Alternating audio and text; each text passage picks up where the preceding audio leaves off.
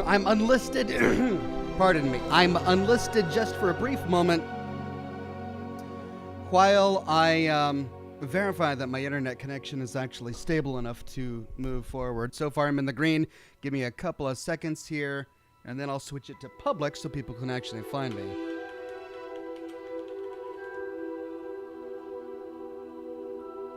But those of you watching live right now, kudos to you. The only way you can find this broadcast is if you actually went to my channel and searched for it instead of waiting for a notification to move forward. So far, and we've got a couple people here. Oh, cool. Good to see everybody. All right, give me a second and I'll make this public in just a moment.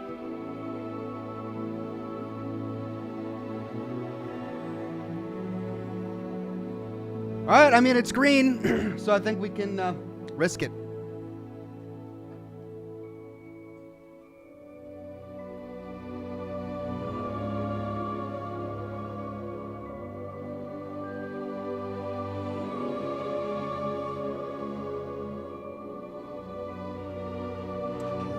All right, I put it public. That should start sending out to people's feeds here in just a minute.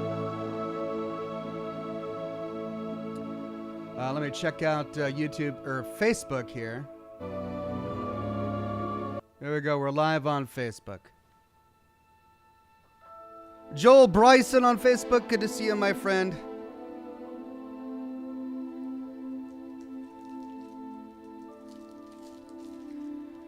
I'm going to light up a cigar before I go into my regular greeting, just to make sure we get more people in the chat first. But so far, so good. I'm still green. I'm not paranoid. This is what I stay up late at night worrying about. My internet connection. When I have nightmares, it's about this. Did I tell you what the Comcast guy said? He said it was an FM signal leak into my line. Which, I mean, I don't know enough about the infrastructure of internet cables to be able to understand what that means, but radio waves? Radio waves into an internet line? Sounds like I've got a lot to learn.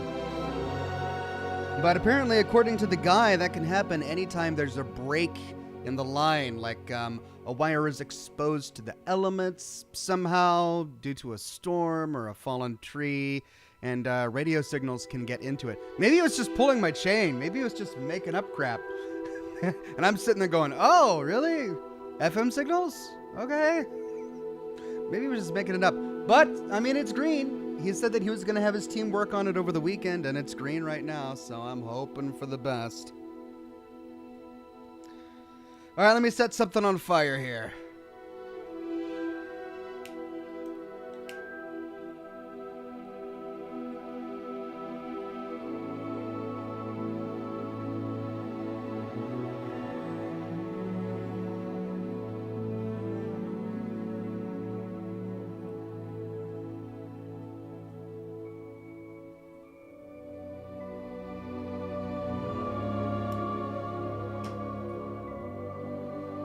Okay, looks like YouTube is sending out my signal. People are starting to pile on in. This is great. Good to see everybody on Facebook today. Joel Bryson, Garrett, Toby, Roman. Joel says, do you still have a P.O. box, Ox? No, I no longer have a publicly facing email address. Many years ago, I used to have a P.O. box. Like, I mean, 7 years ago, 8 years ago. It's been a long time.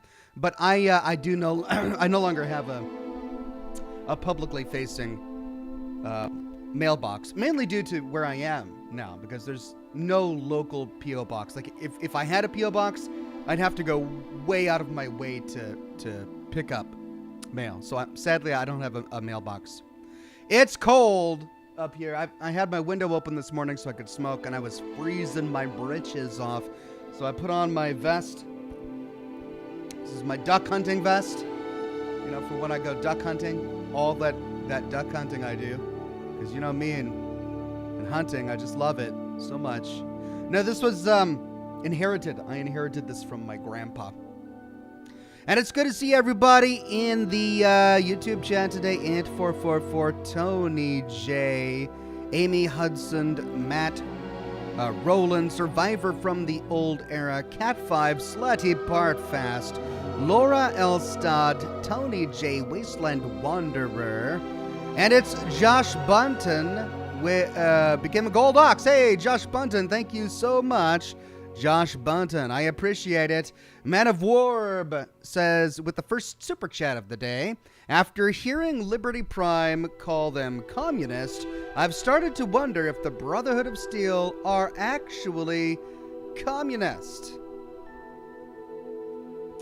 I mean, no, they're not. Communism is a very specific brand of authoritarian socialism. It's its unique thing. Is the Brotherhood of Steel authoritarian? Yes. I mean, it's not democratic in any way, shape, or form.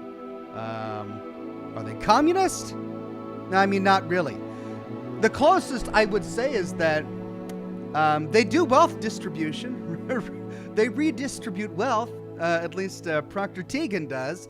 When we work with him aboard the Pridwin, he'll have us go to farms and say, yeah, you farmers who actually farmed all of this food, yeah, you've got too much, and you don't need it as much as we do, so we're going to redistribute all of these crops amongst, the soldiers, because you've got too much. So there's that. But no, it's not enough for them to be actually communist. Matt Rowland says, Ox, great to see you today, my friend. All my Monday midday meetings are no longer. Now, I am able to join you live for a little while, that is. Cheers. Thank you, Matt Rowland. Monday midday meetings. I just can't stand them. Of all of the days of the week to give you lots of midday meetings, they chose a Monday? Ugh. As one who has worked in the 9-to-5 corporate slog for many years, before I got out, I sympathize. But I'm glad you're here with me today, Matt, and hopefully you won't have to go back to Monday midday meetings. Josh Bunton gifted 1 Oxhorn membership to the community. Thank you so much, Josh Bunton, and congratulations to Cairo Contoy for snagging that membership. I appreciate it. Christopher Estrada says, hey, Oxhorn, we had an upload problem at my job. It turned out there was a bad circuit card in one of the junction boxes on the pole. It was replaced and fixed everything. Well, maybe that was the issue. I don't know. They told me it was FM leakage or something. I mean, usually when the word leakage is used, there's a problem in all sorts of facets of everyday life. Neil Lindgren with a super tip. Thank you very much, Neil Lindgren. Laura says, lol, Ox's tweet finally just went out. Really? Been live for 8 minutes now, and the tweet just now went out. I've got this automated system set up to try to tweet every time I go live. But apparently there's a bit of a lag between when I go live and when it tweets out. But if you're just now arriving due to the tweet, I mean, you haven't missed much. We haven't even gotten to the game yet.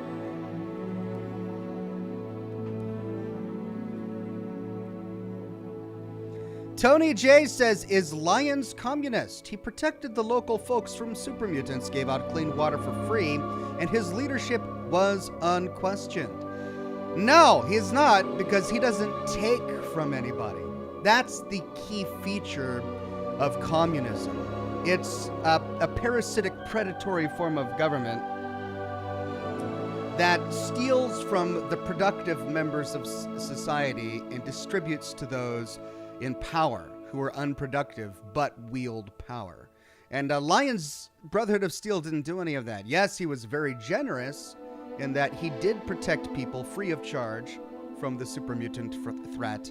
And when Project Purity was up and running, he did give out water free of charge to the people of the Capital Wasteland, and even coordinated with Rivet City to deliver that water to the ungrateful people of the Capital Wasteland. The really annoying thing about it is that when the Brotherhood of Steel worked with Rivet City to move all of that water around, you just heard people complaining.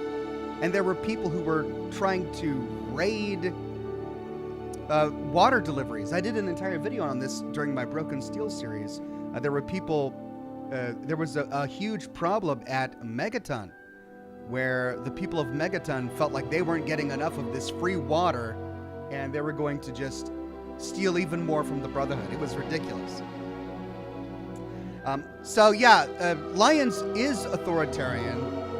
Well, the Brotherhood of Steel, just as an organization, is designed from the ground up to be authoritarian. There's no voting, right? It's not like the Grunts or the family members of the Grunts have any voting in the Brotherhood of Steel.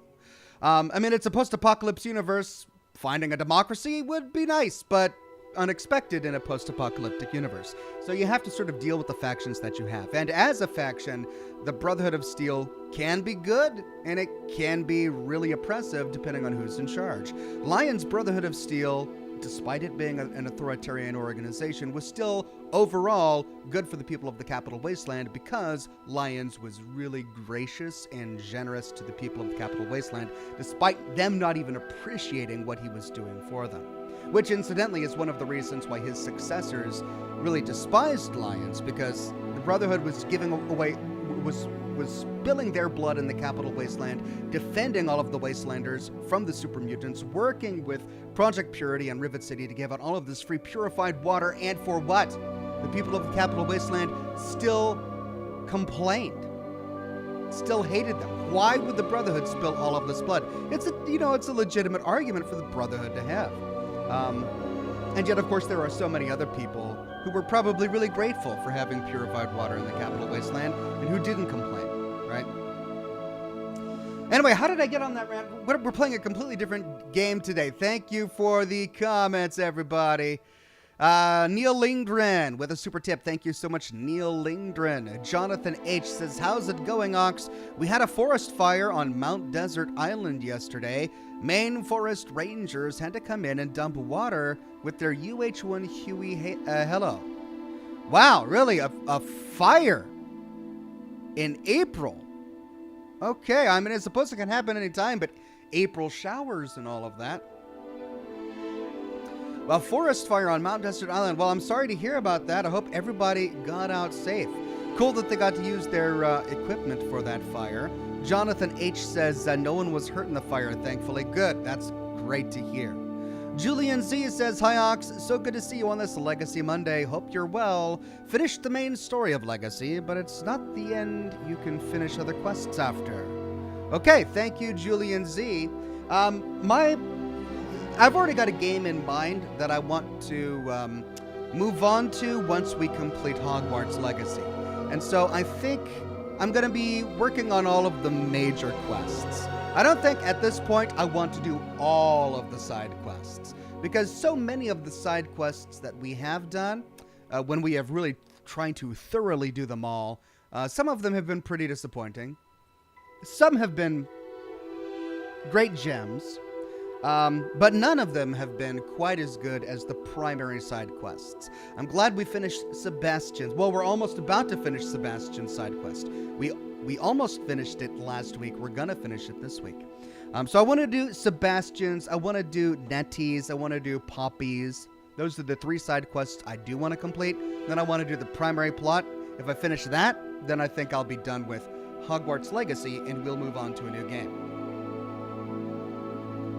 Matt Rowland says, Ox, what does your roadmap look like for the next games you're looking at playing? Any big upcoming releases you're targeting? Cheers again. Thank you, Matt. I want to do the Sherlock Holmes game. I want to support Frogwares. And I've played all of the other Sherlock Holmes games on the program, and they've been quirky and kind of buggy sometimes, and the writing has been interesting, and sometimes the crimes and the detective work don't really make a lot of sense. But overall, it's been a lot of fun, so I want to do the new Frogwares Sherlock Holmes game. Of course, Starfield, when it comes out, that's big on my horizon. I'll be doing live streaming for Starfield. I'll be doing lore videos for Starfield. The new Elder Scrolls game, when it comes out, I'll probably live stream it. Elder Scrolls 5, I believe, is what they're working on now. Diablo, the new Diablo game, I'm interested in it. I played all the other Diablos. Will I stream it? I don't know. I don't know if it's going to be suitable for streaming. We'll see if it's the kind of game that I want to play. But yeah, that's really on my roadmap right now in terms of live streams. For lore videos, of course, I'm going to be starting a new faction here. We are wrapping up the story of the Institute in Fallout 4. We covered all of the major climactic moments in my recent live streams. In our last episode, we confronted the Brotherhood of Steel at the Boston airport, and it was a doozy. Talk about action. It was an action-packed episode. But now we need to wrap things up with the Institute. The video I'm working on now, that I hope to have done for the weekend, is going to finish the story of the Institute. It's the ending, it's the epilogue. We're going to go over everything that changes after we side with the Institute, in the Institute, and as much as we can of what changes outside of the Institute after choosing that ending as well. So it's going to be a jam-packed episode, lots of loose ends to tie up, and then after that, we'll be moving on to another faction, and I'll let you know what faction that is as we get closer. I can say that it's going to take me a while to capture footage for that series, just as it did for me to capture footage for the Institute series. If you'll recall, after we completed the first, I think it was, 20 episodes of the story of Fallout 4, I took a couple weeks off from creating lore videos just so that I could capture all of the footage for the Institute plotline. That's how long it took just to get through everything and to plan the series and to create the intro video and all of that. And I'm going to need to do that again when I start this second faction. But never fear, we will pick up and continue on with the full story of Fallout 4 until we're done. BJ Sparks says, say bloop. No, I will not say bloop. You can ask me as many times as you want to say bloop, and I will not say it. So there. Eugene J says, my first time hopping on one of your streams since last year. Boy, do you look different. Curious if you have any plans to play Starfield when it's out. Thanks, Eugene. You must have written that comment before I said that I do have plans to play Starfield. And do I really look that different? I've been watching some of my old episodes because, you know, these shorts have been coming in, and many of them have been from my older episodes. And everyone will say that I look a lot different. And thank you. I appreciate it. I've been working hard. But I don't know if I do look that different. Dong Ho Choi says, art. Thank you, Dong Ho Choi. That was a great one. Julian Z says, don't worry about going on rants. Could listen to them all day. Also, that's what I mean. You can finish Sebastian, Natty, and Poppy's quests after the main quest. Oh, that's great. Thank you, Julian Z. That's good to hear. Julian then says, Ox, can you tell us what's after Legacy, or is it a surprise? I think you can probably guess what I'm going to do after Legacy, but I'll leave some suspense out there for those of you who haven't pieced it together yet. Kerrigan, a member for 3 months, says, quick question. Why have you stopped labeling your Scotch and Smoke Rings videos with episode numbers on YouTube? Just wondering, it's been like 2 months. I don't know. I forgot to label one episode, and then every episode after that I forgot to label as well. I just haven't bothered to go back and fix it. I get this question a lot, and it surprises me. How many of you are really worried about the numbering system for my episodes of Scotch and Smoke Rings? I didn't think it was that important, which is why I kind of let it slip. But so many of you are concerned about it, then okay, yeah, I guess I got to go back and number them correctly. So that's good to hear. Mr. Virus says the beard is kind of unkempt. Mr. Virus, give me a break. It's a Monday morning. I woke up like a couple hours ago. No, this is what happens when beards get longer. And honestly, it's not that bad. I brushed it this morning. I genuinely did. It's not It's longer. That's what happens when you have a longer beard. It gets wily. It's harder to control. I could trim it and make it shorter, and then it would look less unkempt. Is that what you want, Mr. Virus? A shorter beard? I can do that. Change the Punk says, with Survivor releasing this week, have you considered playing Jedi's Fallen Order and then Survivor? They are Dark Souls clones, but easier. I'm not big into Star Wars. I'm just not. But you know what? I'm not big into Harry Potter either. And here we are. So, you know, I always say never when it comes to games. Maybe I'll play them. There are just so many other games out there that I'm more interested in. But who knows? Maybe the gameplay is really good, and I should play it anyway. Fanboy AR, a member for 6 months, says, hey, happy half of year, Ox. Thank you so much, Fanboy AR, and thank you for being a member for 6 months. I love it. Mr. Virus says, no, don't trim it, just comb it. I did comb it. This is me having combed it. I took out a brush, and I sat there in front of the mirror, and I just groomed myself. Oh, man, I was just looking at my beard going, yeah, I'm going to groom that beard. I don't want anybody on the internet thinking that I don't have good, grooming techniques. So I'm gonna brush this thing. And like 30 minutes, I kid you not, I sat there in that mirror. I was sitting on my little stool. I've got my own little vanity. I've got my own little vanity in the corner in my bedroom, and I've got my little stool and one of those little light-up mirrors, and I just sit there grooming the beard just all day. And sometimes I'll do it twice a day, because I just love this beard so much. I'll just sit here, and it just feels so good to comb this beard. I could do it literally just all the time. In fact, maybe I should end the broadcast. I'm really feeling like I need a brush. I'm feeling a good combing coming on. Do I have one? No, I don't have one in here. Ah. Well, yeah, I guess I'll have to cut it shorter just because it looks so unkempt. Man of Warb says, have you kept track of how many railroad videos you've done? No. Not really.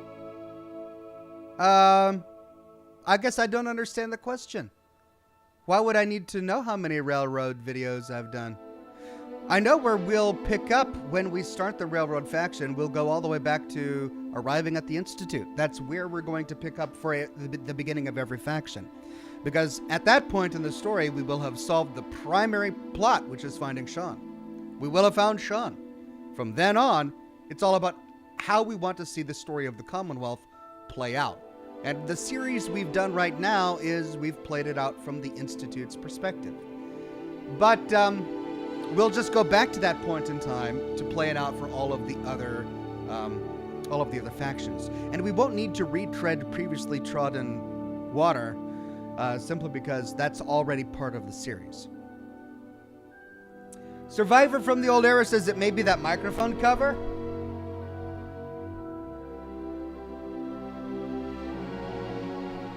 I need a new one. There's a lot of cigar burns in this one. Cole Newman says, beard is amazing as always. Ox, hi everyone. Thank you, Cole. Cole thinks it's amazing. Mr. Virus thinks I need to brush it.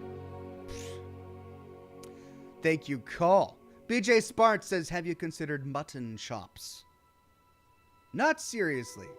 I am aware of mutton chops. I could probably rock some good mutton chops. Would I want to? No. The problem with mutton chops is it leaves the chin exposed. I don't want a cold chin. Do you want a cold chin? I mean, you really wouldn't know unless you've lived most of your life with a beard, as I have. And having a beard over your chin is so comfortable. It's just like... It's like the Dread Pirate Roberts and why he wears masks.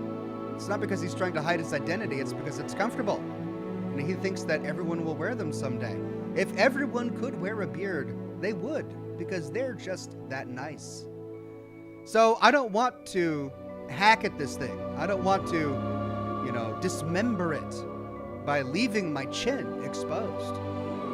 It would be an odd sensation having a cold chin, and the rest of my jowls were warm. So no mutton chops for me, thank you, BJ Sparks. Julian Z says, Ox, now you gotta show us your beard vanity. You gotta show us your beard vanity station. Oh man, you know, just it's so big with all the mirrors and lights and stuff and brushes. I should show you the brushes. I've got such a brush collection. Do people collect brushes? Well, I do. Just so many with the combs and the brushes on my beard vanity station. I'll show you one day. One day I will. Nick Butler says, hey, Ox, it's my dog's birthday today. His name is Max, and he loves watching your Thursday night streams, and he's watching right now. Well, happy birthday to Max. So good to have both you, Nick, and Max on the program today, and I'm glad he's a fan of my Thursday shows. Man of Warp says it was a joke with the word track and railroad. Really? Man of Warp, that was a joke? Have you kept track of how many railroad videos you've done? That was...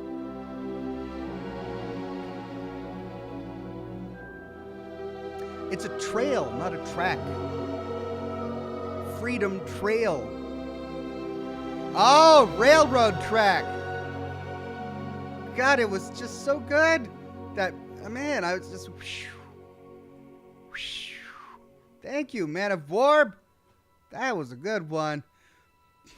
Mitchell Shelton says, hey, Ox, longtime consumer of your content. Ever thought about playing the Batman Arkham games during stream at some point? I don't know. Maybe. It's the same thing with the Star Wars stuff. I'm not a big fan of DC or Marvel either. I watched a few of the Marvel movies when they tried to reboot the whole Marvel Cinematic Universe with the first Iron Man that came out like 10 years ago or something like that. I think I watched Iron Man 1 and 2, and that was it. I haven't watched any of the new DC stuff. Like, I missed all the Wonder Woman hype when it came out. I was interested, I just, other priorities, really. So when it comes to superhero movies and when it comes to Star Wars, it's just not my cup of tea. So I don't know if I'd really want to play any games about that either. I'll tell you what, I prefer games that don't have tie-in IPs. I realize I'm saying this while playing a Harry Potter game, which was first a book, and then a film, and now a game. I get it, right? But my preference is to play games that are standalone IPs, that don't have book and film and television tie-ins. That said, I love The Witcher, but then again, it was a game before it became a TV series. Yes, it was a book first, but the game really kind of took on a life of its own, sort of thing. So, anyway, never say never. As I have said previously, maybe I will tackle the Batman games at some point in the future.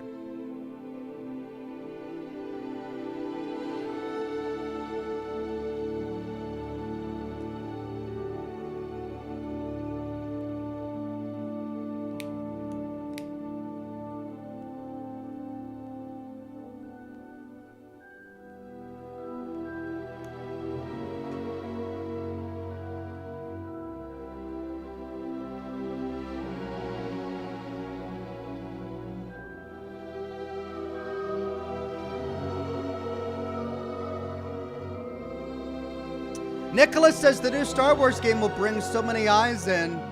I see. So you're suggesting I play it from a business perspective. Maybe I should. Maybe I should. Okay.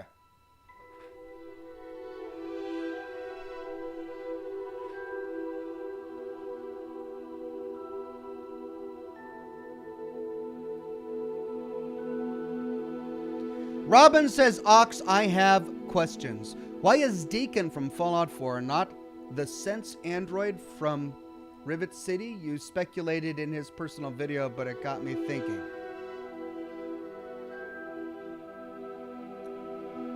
Well, he's not a synth because we can kill him, and if we do, he does not drop a synth component. so he couldn't be the synth android from Rivet City. The big question is, who is he, of course? Of course, that's the big question. And I explored that topic in my video on Deacon, which, as you say, you've already seen. But the reason he can't be the synth is because he doesn't drop a synth component.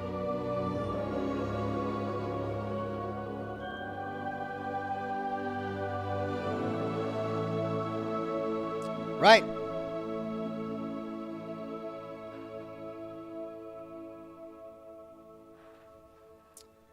To the game.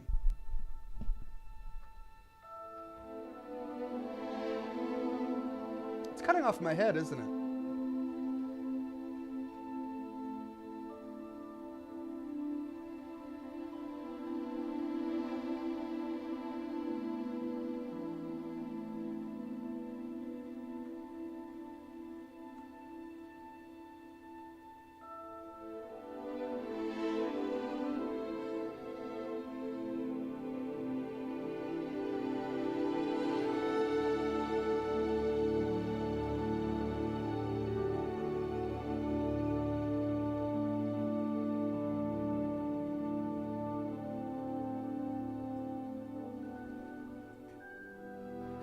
It's a little better. BJ Sparks says, can you blow a smoke Hogwarts castle? I could, but you know what? I get so many requests for Hogwarts, for smoke ships, that I typically save them for birthdays. It's got to be the new rule. I'll do only one a broadcast, and only if it's someone's birthday. How about that? But okay, I'll do one for you, BJ, just because no one knew that rule until now.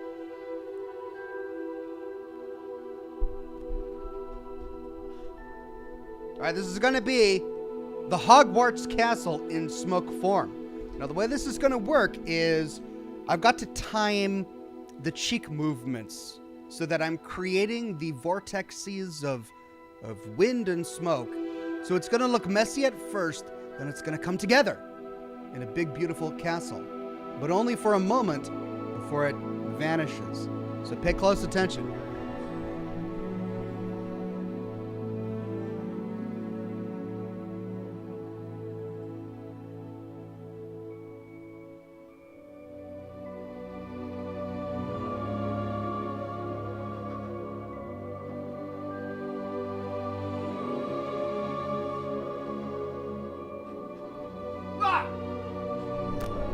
Did you see that? For the briefest of moments before your very eyes, just for BJ, was Hogwarts Castle. And it was beautiful with its spires and its conical roofs and its crenellations. Man, I got those crenellations. Did you see all of those crenellations? They were there. God, I love crenellations. You're welcome, BJ Sparks. Julian Z says, oh yeah, I second that business decision to play Jedi Fallen Order before Survivor comes out. After all, it's just business. Well, thank you, Julian. Do I really have to play Fallen Order before Survivor? I might be interested if I'm playing a brand new game, to jump on a new game hype train. But if I gotta go play another Star Wars game before I can appreciate the new Star Wars game, then I don't think I would really want to do it. All right?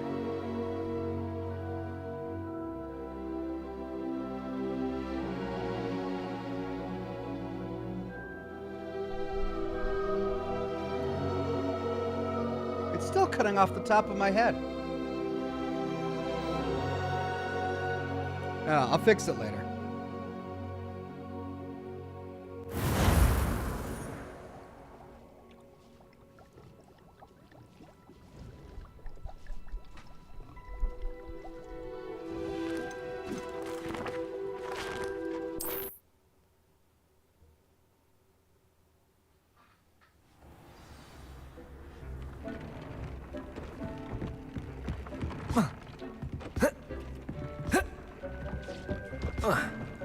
All right, you think we should update the look of our horn bottom here?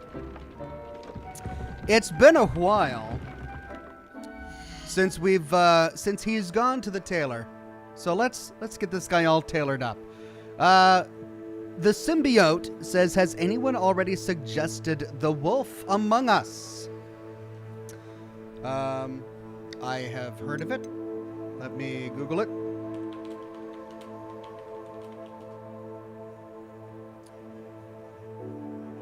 Telltale Games. 2013.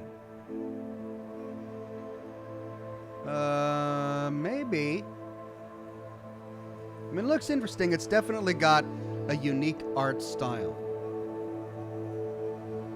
Change the Punk says Survivor is the direct sequel to the Fallen Order. I see. So it's not a game I would be able to just step right into. Okay, let's start with the robe. Let's go to... Oh, you can turn the hood on and off. I didn't realize that. Oh, you can put it up. So you can be like an assassin character. I see. I'm 18 episodes in and I'm just now realizing this. So you can turn the hood on and off. I wish it would give you a preview just by hovering over it.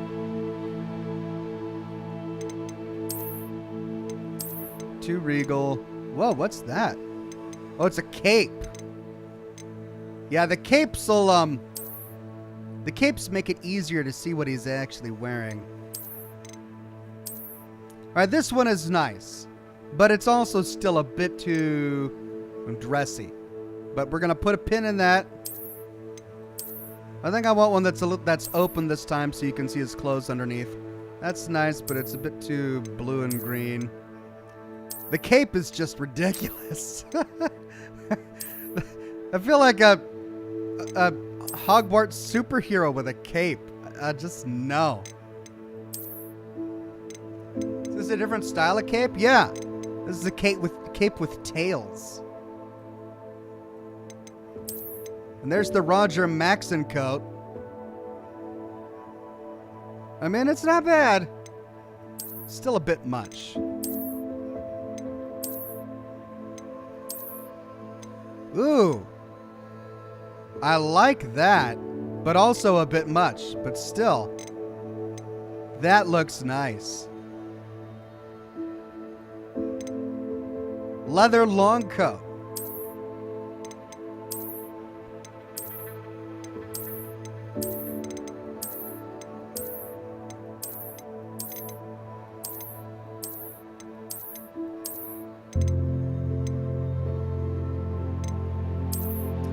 Boy, we sure have collected a lot of clothing in this game. All right, I like that too.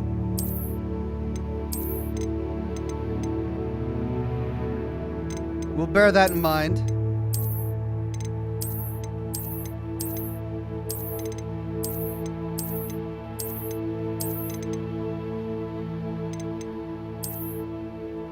Or these are all house cloaks.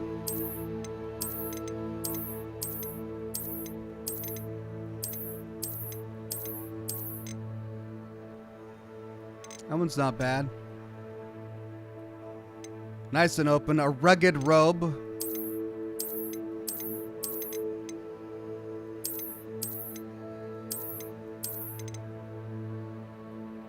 Okay.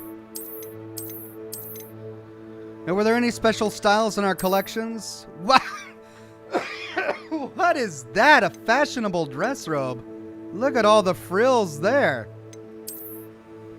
Oh, a tailored tailcoat.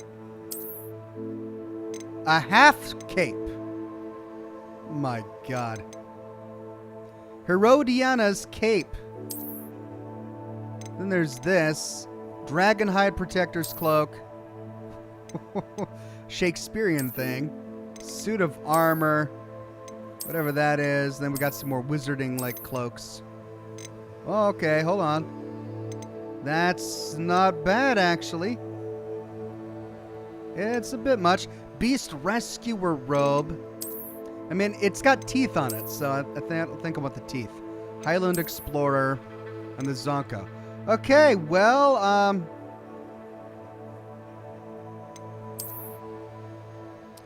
I liked that. I like this. We're gonna go with that for now. Okay, now we gotta fix this scarf. Freddie Simmons says, if you want to find a Graphorn den, look in the southeastern portion of the map. It's called the Clagmar Coast. Southeastern portion of the map, the Clagmar Coast. Thank you, Freddie Simmons. Jonathan H. says, I've recently been rewatching your playthrough of Metro Exodus. Do you think you'll ever play it again? Metro is by far my favorite game series. I probably won't play it again. I typically only broadcast game series once. That said, it was amazing, and I loved every moment of it, and I've played every Metro Exodus DLC that's come out, and if they ever do any more, I'll be sure to tackle them. Alt Grendel says, you're such a fashion plate, Ox. I know, I'm all about fashion when it comes to my teenage wizard characters and, you know, my beard grooming.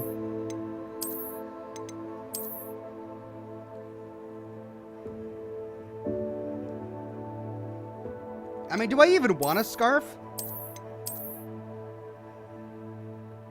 Can I turn it off?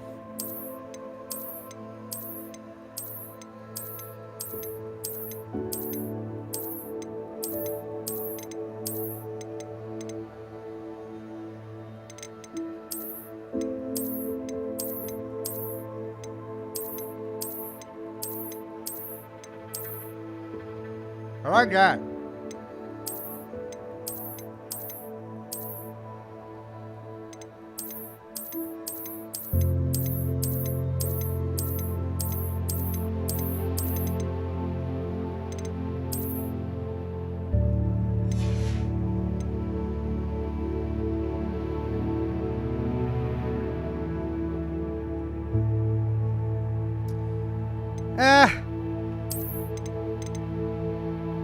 Let's turn it off. There we go.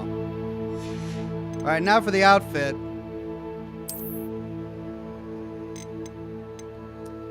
I mean, the one he's got on now, it's all right, but it's got that little bolo thing there in the neck, and I don't know if I want that. Top of the class ensemble. Crossed Wands champion. Regalia. It's a dress. Hold on. Protector's ensemble. Herodian's attire. Bubo tuber harvesting attire. Ew. Yeah, no thanks. Let's see.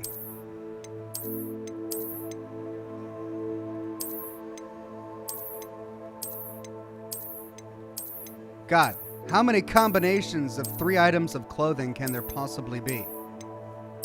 A jacket, some pants, and a shirt.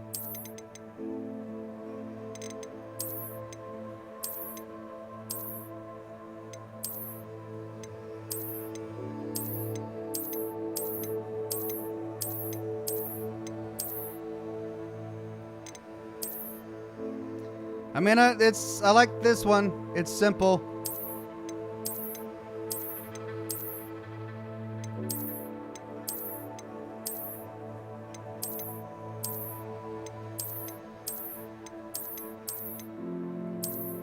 Well, that stands out.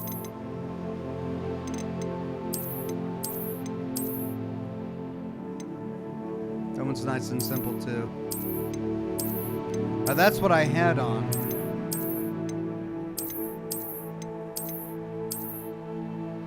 Gray Adventurer Ensemble. Crimson Voyager Garb.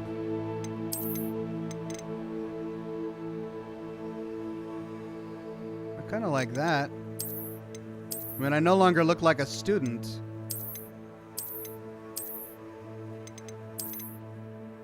Crimson Mystic Ensemble. I like this. All right, we'll go with that. Now, hats. Do I want to change the derby? I mean, I think the derby is pretty good, but I have been wearing it for a long time.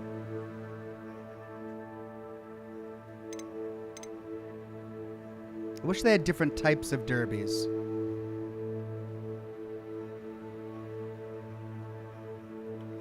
Now we'll stick with the derby for now. And then, all right, I've done, let's see, gloves.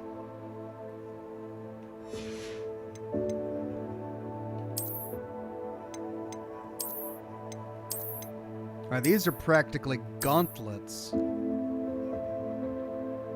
These are gauntlets. Yikes. All right, let's try something less ornate. Just a nice black leather glove.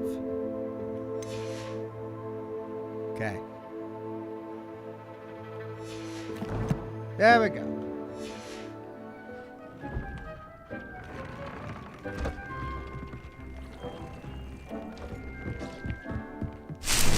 Dick thinks you should be proud of all the potions you've brewed.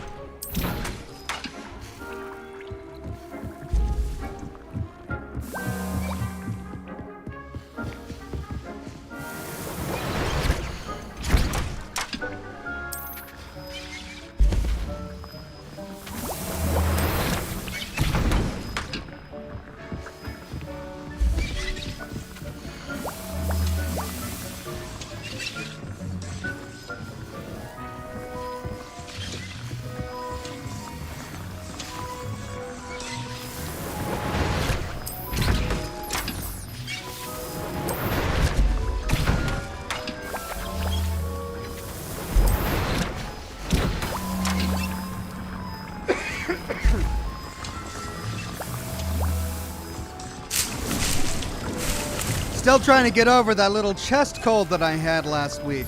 Actually, the week before.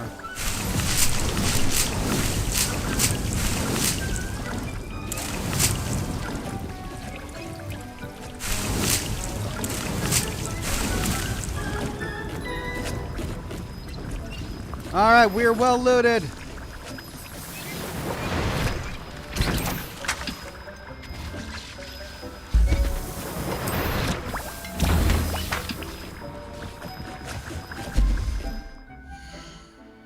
Now, do I have anything in my inventory I need to get rid of? Oh, I've got creatures I need to find homes for.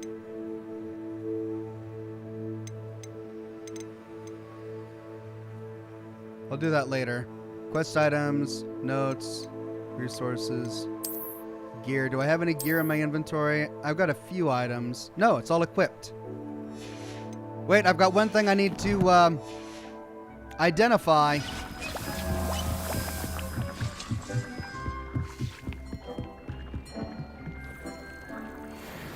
And it's better. Crimson patterned robe. Oh, after all of that, it's better than what I had on.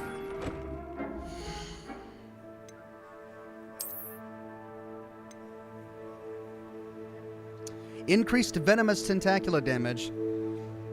And that's Fangs 3. Alright. Looks ridiculous though, but we can always scroll down and change it.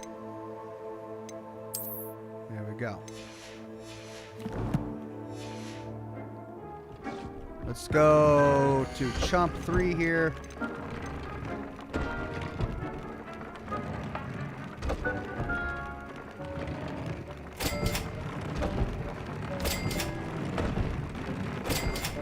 Fully upgraded.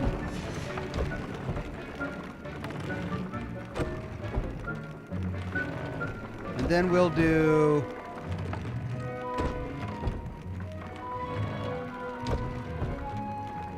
Fangs 3? I need Kneasel fur. Crap. Oh god, where are my Kneasels?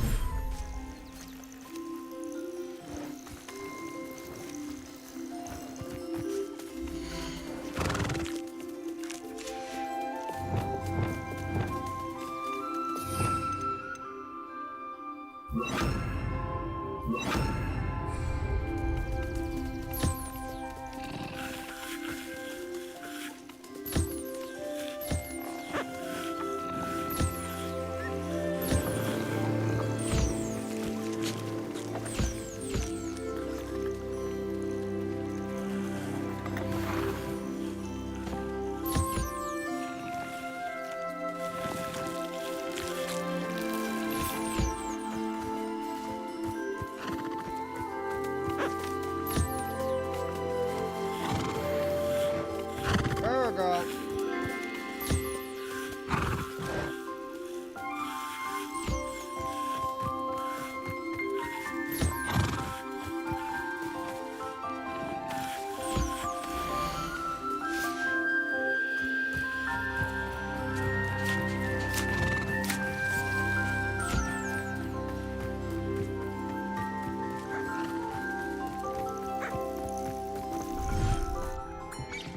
Okay, got the Kniesel fur.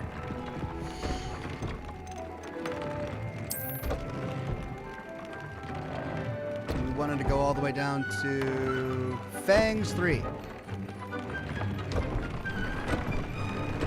Okay. Now we're back to quests. There is one here. What's that? Summoner's Court Match 5. I get a cosmetic for completing that. Complete the final Keeper Trial and Sandbakar's Trial. Meet Professor Fig at Sandbakar's Pensive Chamber. That's the only quest I have. Let's do that.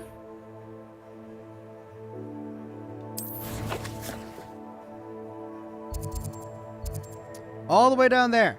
Jonathan H., a member for 3 months, says, well, Ox, gotta get ready for work. Have a great stream. Thank you, Jonathan. Okay, there's a side quest here as well. Birds of a Feather. Speak with the woman in Maruweem. And I get a cosmetic for completing that. And we need to get this, we need to get this waypoint. So let's do that.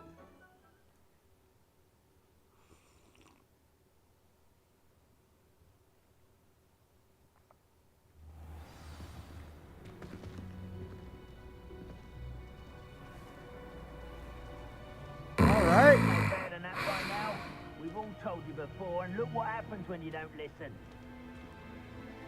I think it's okay.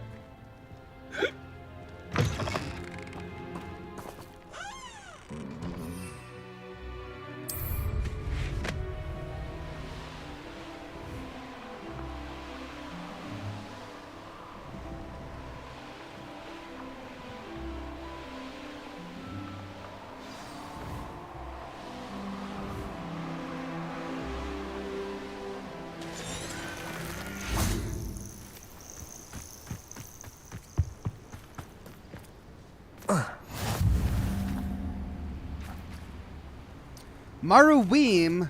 Hengist of Woodcroft certainly knew how to plan a city. The tales of Beetle the Bard still ring true today. Those that go to Azkaban never had a chance. Now there is a merchant up here. I wonder if this merchant has anything interesting. May I have a moment of your time? Not right now. I'm focusing on primary quests. Hello, sir. Might you have some time to talk? I have all the time in the world for a potential customer. How do you do? I'm Cromwell, Clifford Cromwell. What do you have for sale? Ah, yes. What can I do for you? Alright, he's just got a bunch of herbs. Be sure to visit again. Always brightens my day helping you young ones.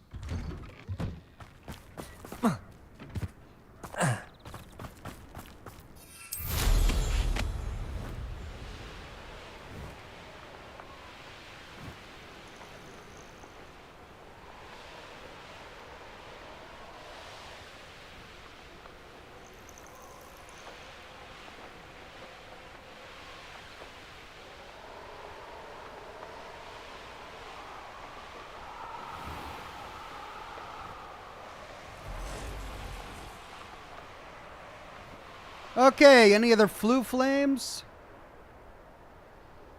Yeah.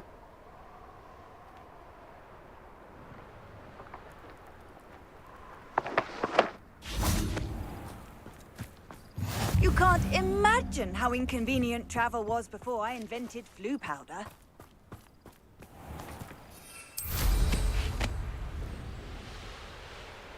There we go. Julian Z says Summoner's Court 5 is the last one, Ox. All right, thank you, Julian Z.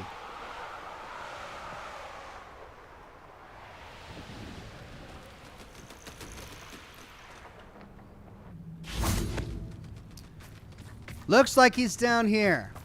Let's tackle it.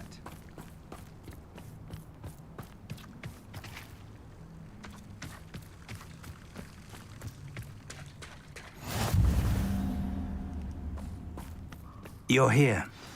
I have good news. We do not have any of Ranrock's loyalists to contend with. Of course, the bad news is that it's likely because they no longer need to track the Keepers for information.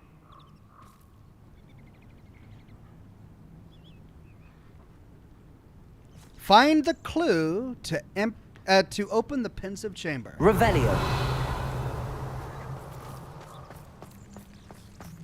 This place could do with a bit of pruning. Let's look around. Incendio.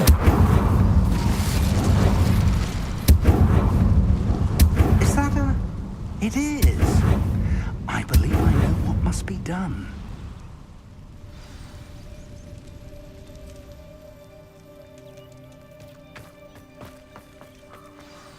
Do you recognize the head sculpted there? Looks like a dragon, but I'm not sure. That's a head. I can't say that I do. It appears to be a fearsome beast known as a graphorn. And the prints carved into the ground lead me to believe that a graphorn will somehow open the way forward. That's what Professor Rackham meant when he spoke of my needing an ability to interact with beasts. It would seem so. I do know that the last of a long dynasty of graphorns lives nearby. They call him the Lord of the Shore. I suspect you'll need to bring him here. What happens next, I can't say. Well, at last we are introduced to graphorns. Have you ever subdued a graphorn, Professor? I have, yes. Years ago, at Stonehenge, of all places. The Ministry still owes me for that favor. It can be difficult, of course. They are massive, after all, but it's not impossible. It's my experience that many of your spells will have no real effect. You'll need to wear him down. Oh dear. Need to wear him down. If that's what must be done, I'll do it. Excellent. I know this area well enough. When you see the remains of a large sea creature, you're in the right place. Now, Professor Rackham made it clear that you must engage with any beast that is part of this trial on your own. So I shall wish you good luck and wait for your return in the mat chamber. Search for the Lord of the Shore. Okay, I've got to wear him down. Am I fighting it, or am I trying to subdue it?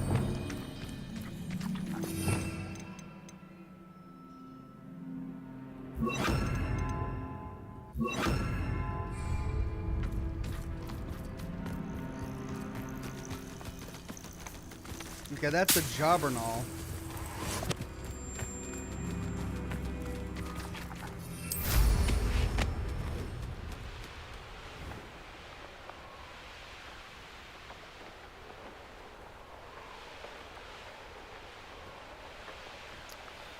Ritesh Bansod says, "Hi Ox, huge fan from India. I love your Fallout 4 videos. Please do a live stream of Fallout 4 sometime."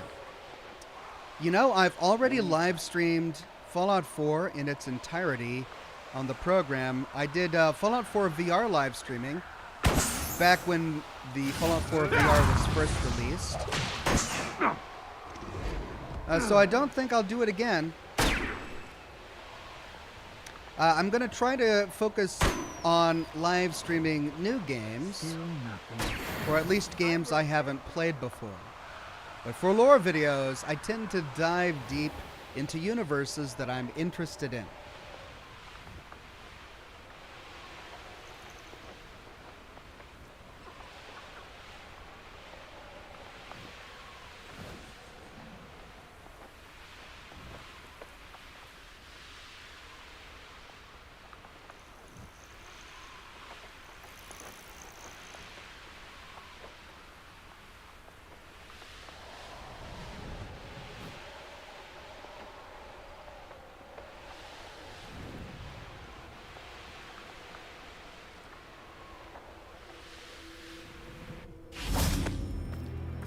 Okay. We're here. There's the skeleton of the enormous beast. Extreme danger. We've got a grap horn.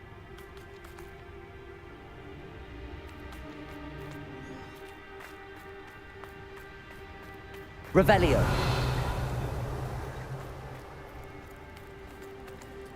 It's up there.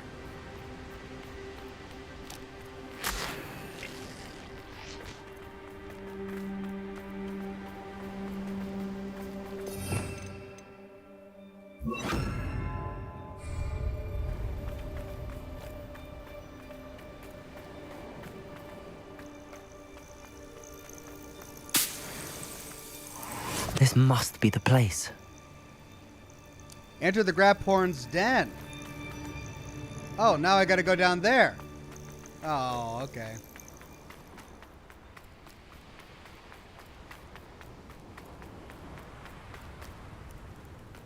Revelio.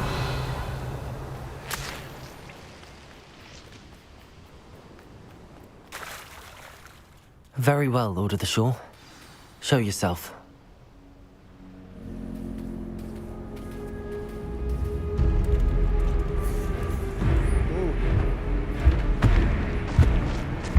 Wow.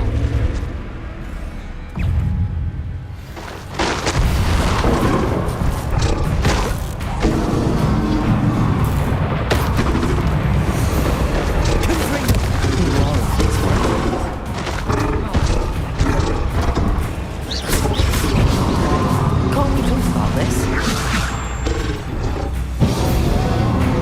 Expelliarmus!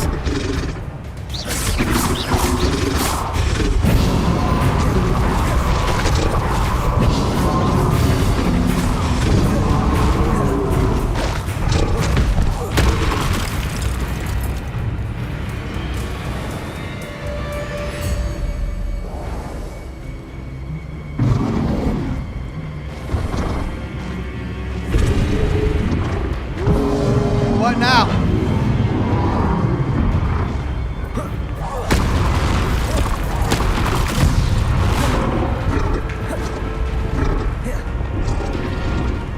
Bombarda!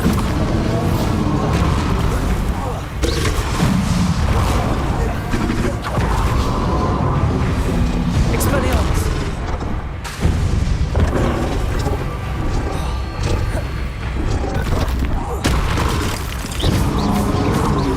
I should think you'd be a bit weak by now. God!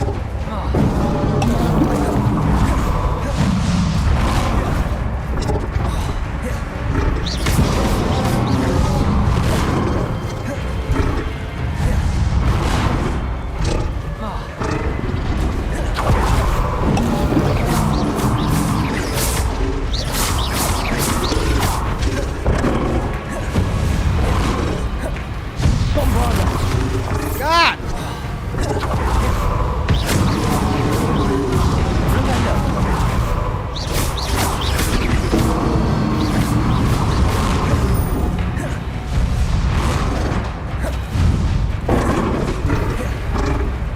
Bombarda!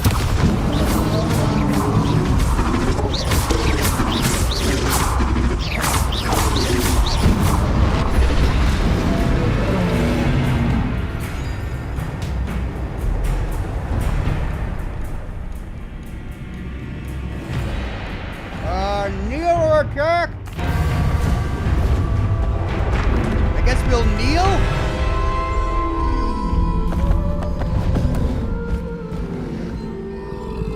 What the heck is this?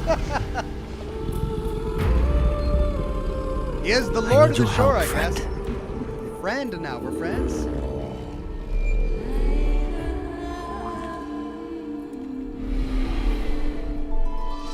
We tamed it, yay!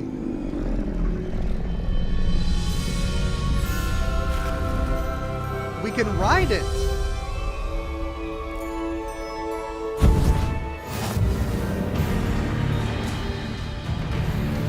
Grab horn mount! The Graphorn has a powerful charge attack that deals a large amount of damage to enemies and certain barricades. Hold left click to initiate. Keep an eye on the Graphorn's stamina meter, as charging will drain it. Alright, we got the Lord of the Shore.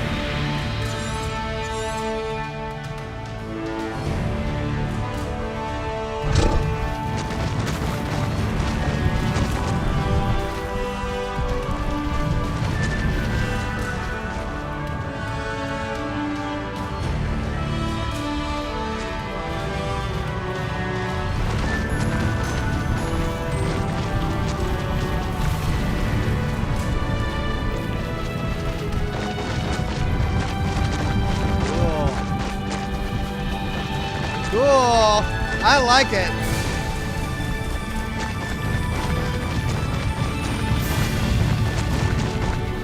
Poachers. Let's see how the Lord of the Shore feels about his name being invaded.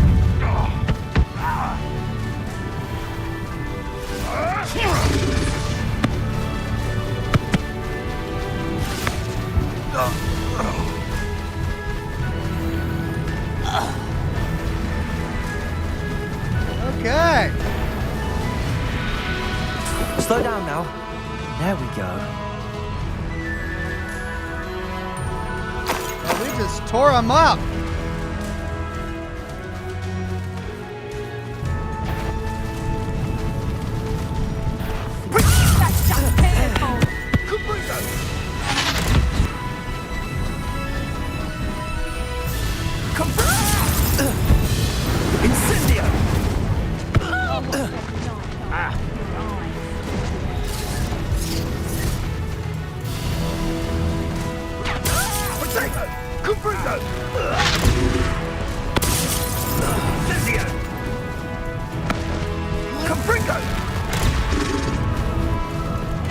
Thought you had.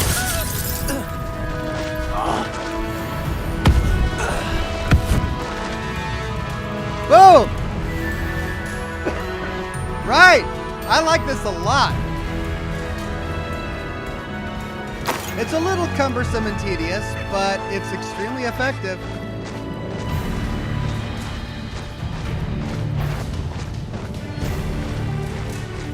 Is that you, Royland? Take him!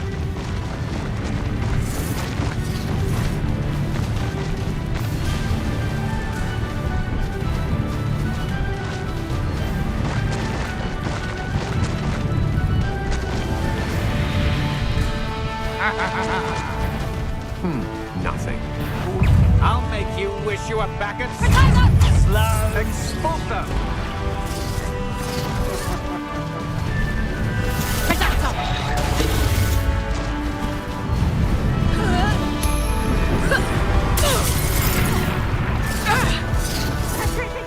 Slippery as Expulsor.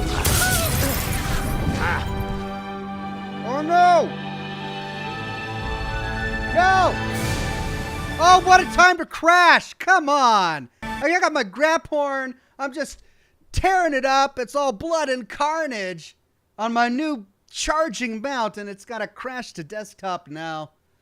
Ah, frustrating. I was having fun too. Felt like I was just riding a giant rhinoceros or something. All right. Let's see if we can pop this back up. And it's just with this game. I'm not crashing with any of the other games that I'm playing on this channel. Freddie Simmons says, it's like the love child of a giant goat and Cthulhu. It does look Lovecraftian, doesn't it?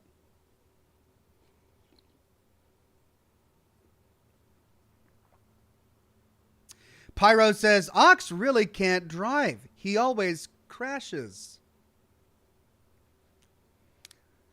Well, I mean, you're not wrong, Pyro. Tony J says, you were having too much fun, Ox. Yeah, apparently I was. I just wanted to tear up that entire castle of Ashwinders and just plow them to death on a mount. Not mount. Never mind.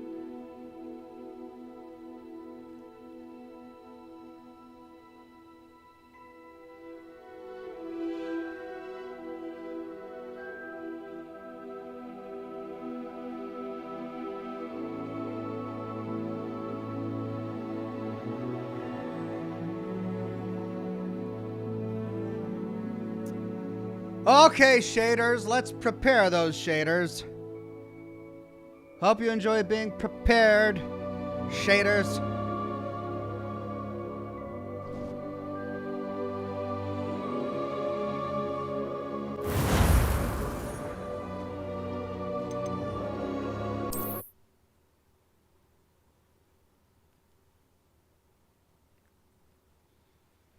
Okay, where's it gonna put me? What's this?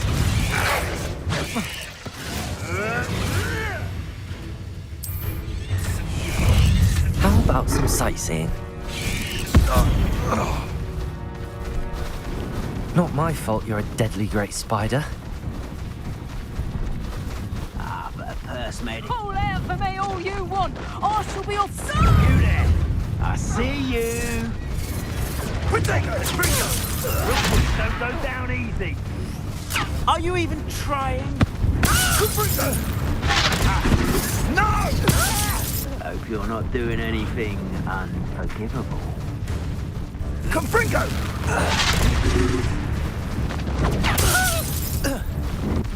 Potato! You have been casting expelling Confringo! for effort.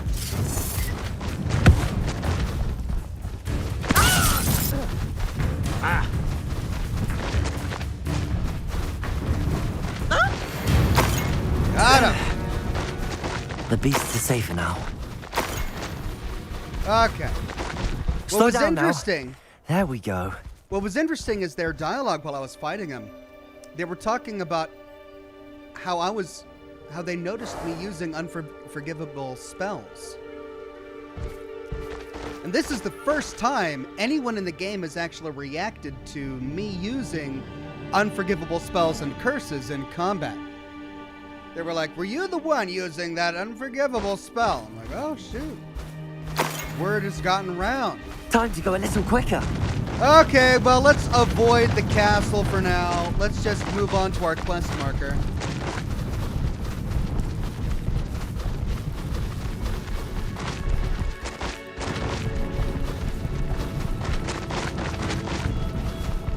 It'll take more than this to stop the Lord of the Shore.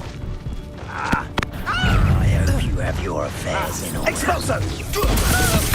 You will pay for that. Expulso! Protect! You will not survive this fight. Fancy. That's right, line them up. No!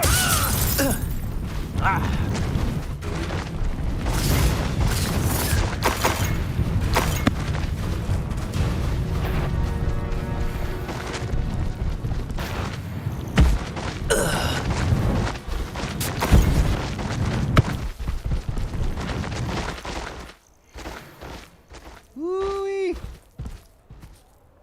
Grab porn is my favorite. Tara says, just saying hello all. Been ill and very busy with parents being old and ill as well. Just have little time.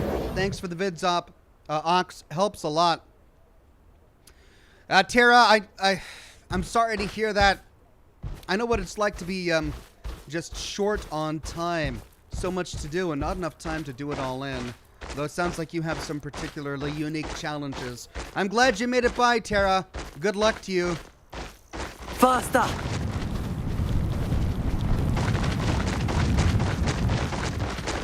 I should investigate. We're crossing that bridge whether you like it or not. You'll never be able to defeat all the Ashwinders. A student who is... Let's see what can... You will pay for that. Not today! Potato! Expulso!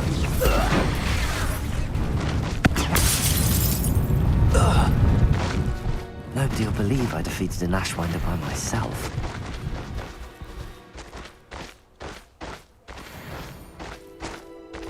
Go, cool. What a cool creature. I love it. Here we go. Time for you all to clear out. Go! They lined him up like that on purpose. Because it's just too much fun.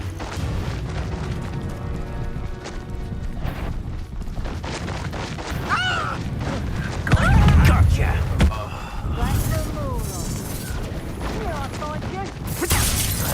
You will not survive this fight. Incendio! Am I?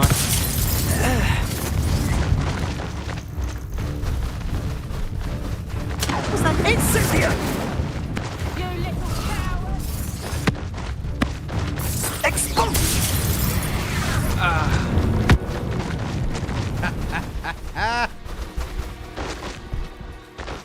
No need to race now, my friend.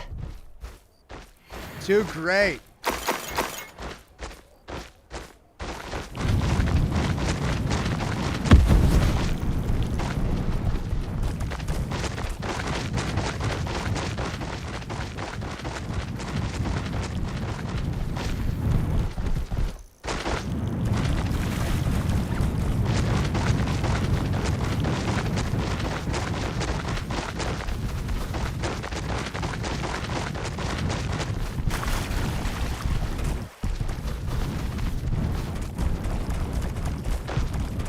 Slow down now. There we go. Professor, look what I got. Use the grab horn to unlock the chamber. Well, here I am.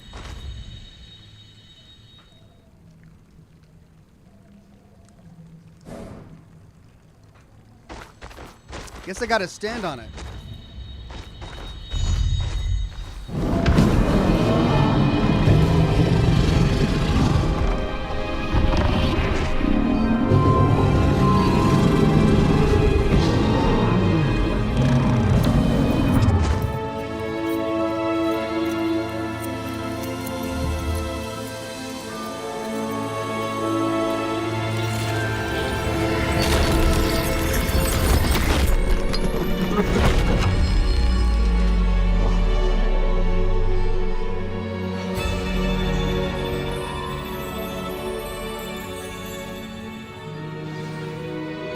Witness the pensive memory.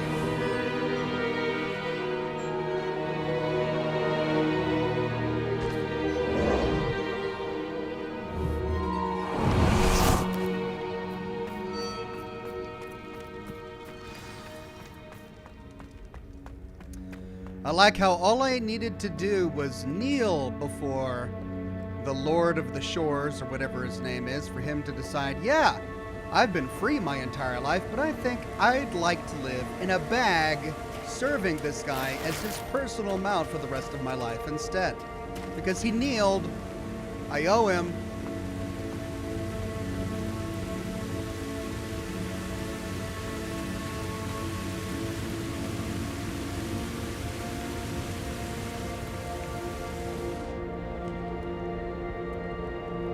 Perhaps Professor Rackham was right to have had faith in you.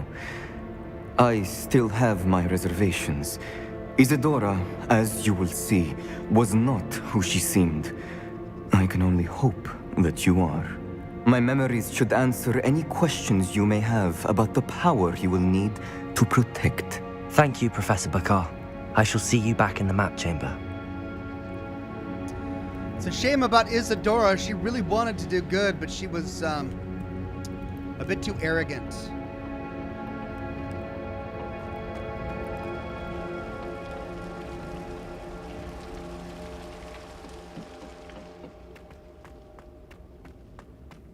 Here we go. Is this the final piece in the puzzle that tells us what happened with Isadora? Achievement unlocked, the one who mastered memories.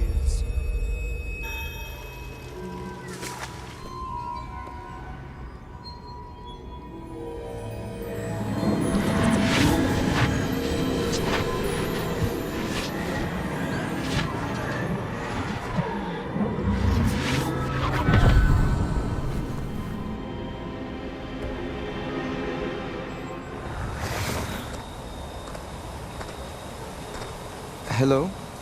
Isadora? Isadora?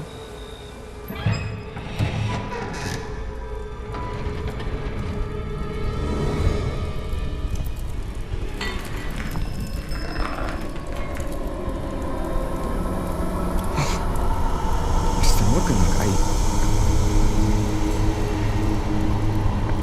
Spooky sounds!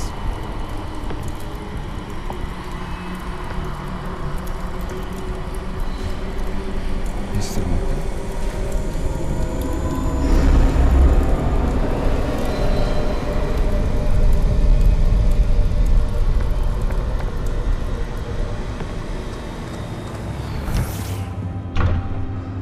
Son, I'm glad you're here. Isadora was not at her home. I know.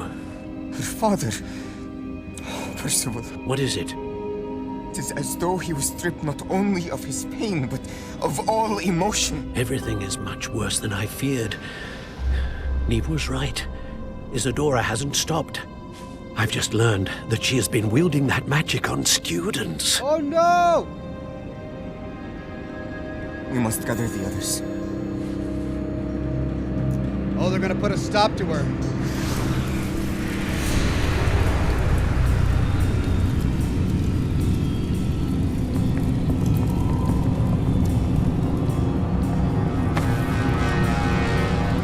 I need you to return to your common room, all right?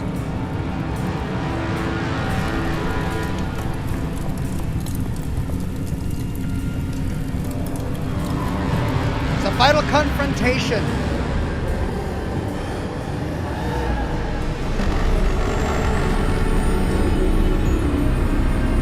Oh, that's the container. Goblin metal. What have you done? Take a breath. Students, Isadora. Everyone feels pain. And why? Because of your arrogance? Your obsession with secrets? They won't suffer any longer. Not my father, not my students, no one.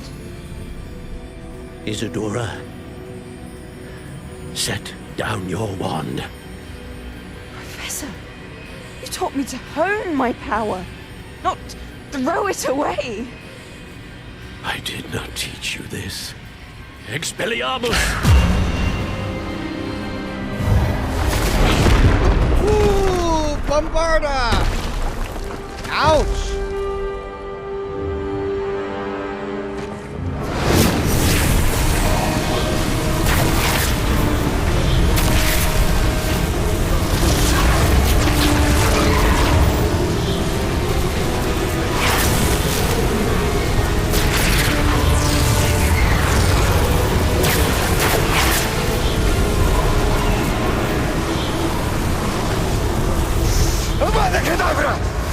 Oh! The killing curse!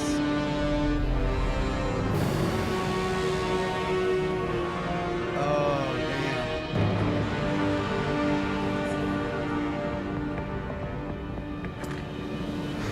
She's alive. See what I mean? In the right hands. What have I been saying the entire game?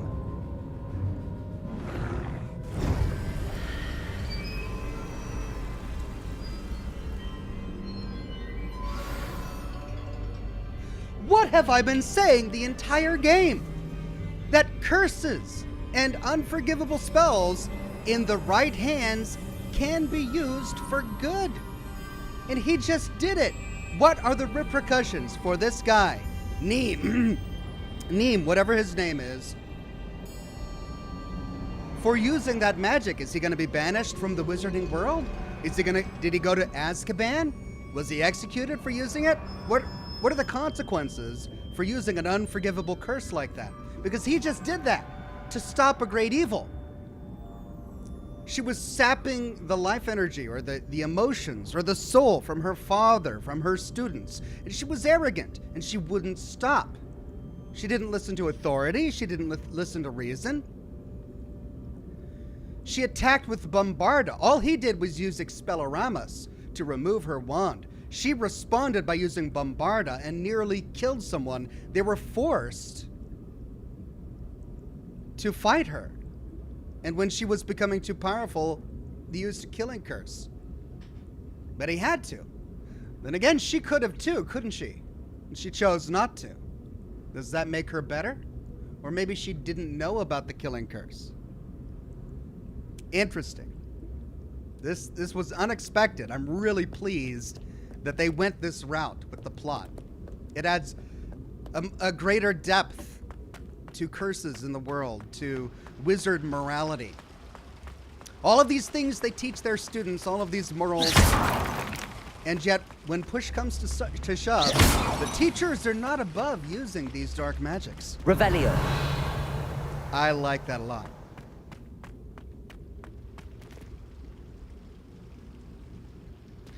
Let's find out what happens next.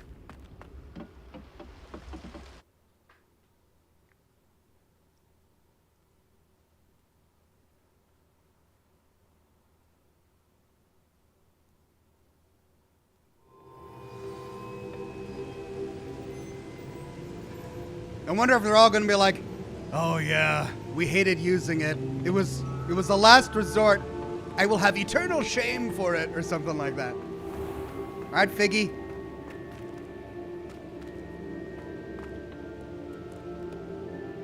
The caverns below Hogwarts, where you fought Isadora.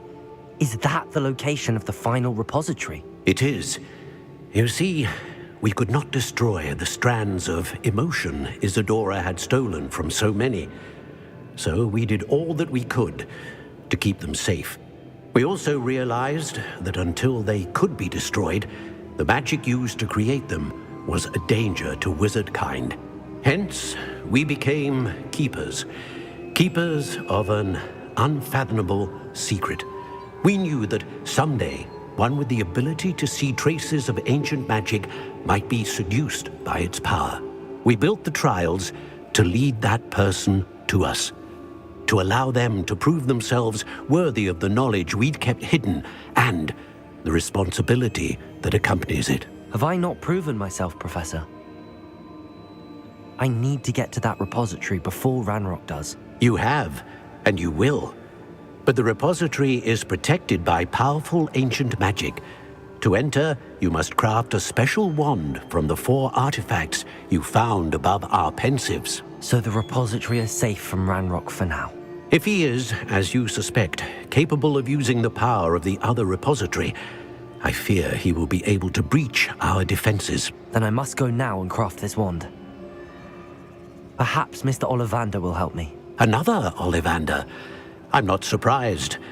As I am sure he will tell you, this wand may be used for only one purpose. Return with the wand, and we will open the way forward. I shall send an owl ahead to Ollivander. Whilst you visit him, I'll reach out to Professor Weasley. Professor Weasley? Yes. I may have made an error in judgment by not informing her of Ranrock's intentions earlier. I only hope it's not too late. If Ranrock really is going to try to drill below Hogwarts, we'll need all the help we can get. All right, Professor. I'll see you soon. And they don't even mention it. They don't even mention using the killing curse. After everything we just went through with Sebastian, that entire hoopla, one of these guys, one of these keepers uses that spell, and they don't even mention it. Everyone's just assuming, yeah, of course I had to use the killing curse. She was awful. We had to kill her. Consult with Gerbold Ollivander.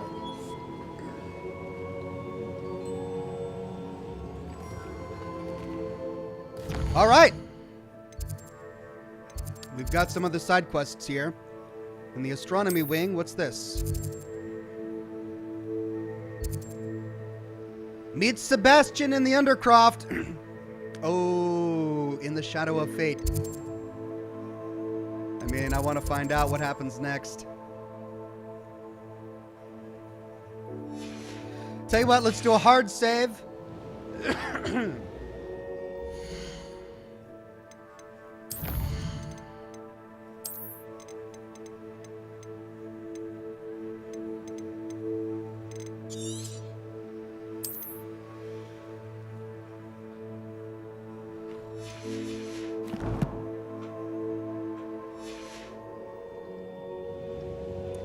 surprised I'm not getting an owl about Sebastian's new side quest.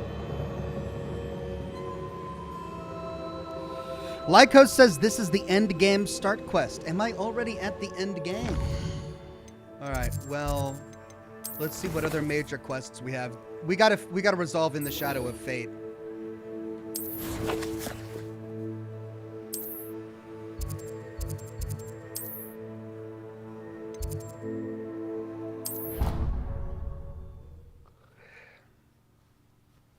To the Undercroft.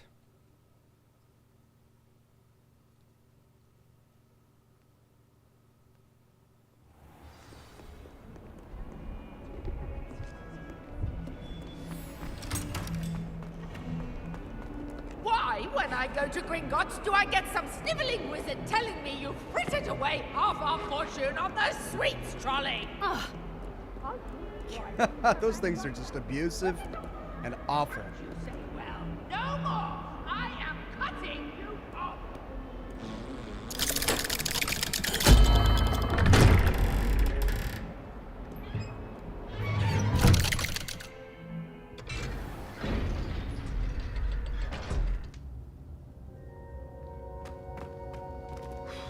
Well, boys, what have we done? You killed your uncle. You alienated your sister. She just buried your uncle alone. I did it for her. Sebastian, Anne can't bear the thought of turning you in, but... What? Turn me in? She saw what happened. I'll give you some time to think, Sebastian. Turn me in? You killed your uncle, dude. And as the chat rightly said last week, Sebastian did attack first.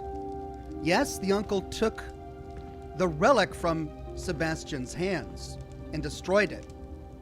But he chose, in a fit of anger and rage, to attack his own flesh and blood. And then to kill his uncle. And we had to take a part in it. Sebastian, did you hear that? You saw what happened. I never wanted to hurt my uncle. I know. I can't believe he's gone. How did things go so wrong? I didn't mean it. I didn't mean to... Oh, Anne, I was only trying to help.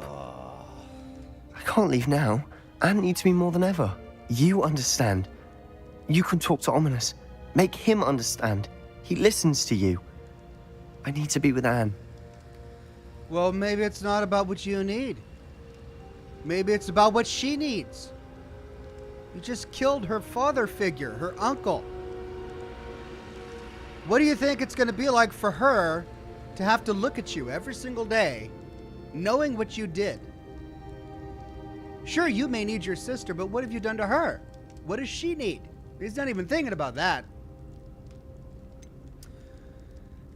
Our choices are very well, I'll talk to him, or I'm not sure. I'm not sure how this quest is going to resolve or what our options are. And so far, the dialogue choices that we've had during this quest have been, they haven't been very clear. I've unexpectedly gotten results I didn't anticipate based on the dialogue options that I've chosen, because I don't think the dialogue options have been very clear. So is this one of those moments where I'm making a choice that I don't realize that I'm making? Because my instinct is to talk to Ominous, but I don't know if by talking to Ominous I'm going down a path that I can't back away from, trying to defend Sebastian. But for the moment, I'll talk to him. Don't worry, Sebastian. I shall speak with Ominous. Thank you. You're a good friend, truly. Yeah, I just hope I don't piss you off. No matter what happens from here. I'm glad we met. And you kill me in a fit of rage. Oh, Sebastian. Okay, Ominous, we gotta figure out what to do here. Do we turn him in? Should he spend his life in Azkaban? Singefurno says your choice will be very clear when you talk to Ominous. Ominous? What a mess. I can't believe it. After I last saw you, I went straight to Hogwarts. Before I had time to talk to Black, I heard from Anne. I rushed to Feldcroft and found her with Solomon's body. She was beside herself with grief. God.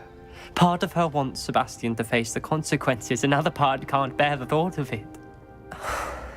I don't want to lose Sebastian, but I don't think we have a choice. Two options. We should turn Sebastian in. We must not turn Sebastian in.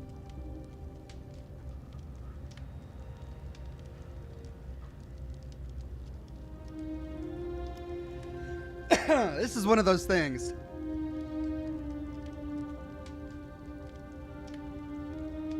Where I know what the right option is. I know what the moral and ethical option is. And that's to turn him in. That's what I should do.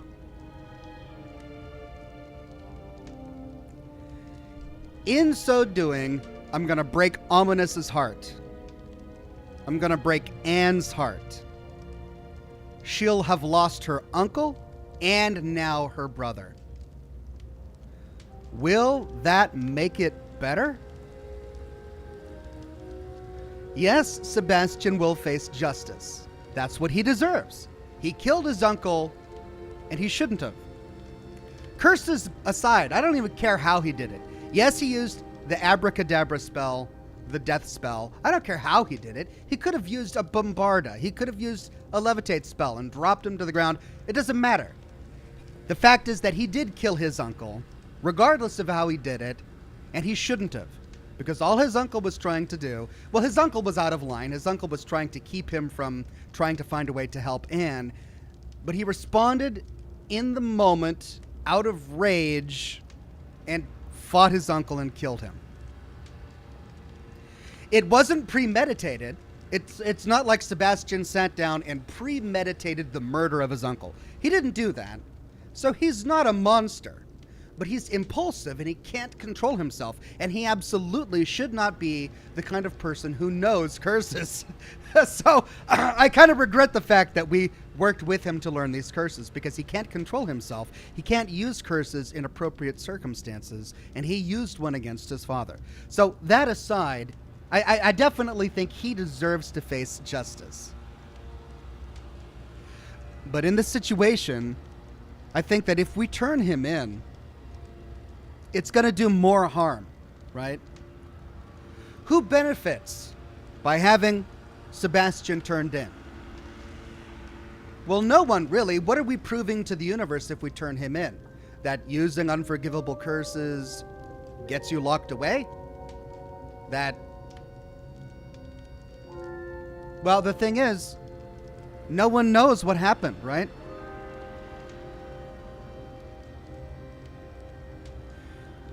Was it murder?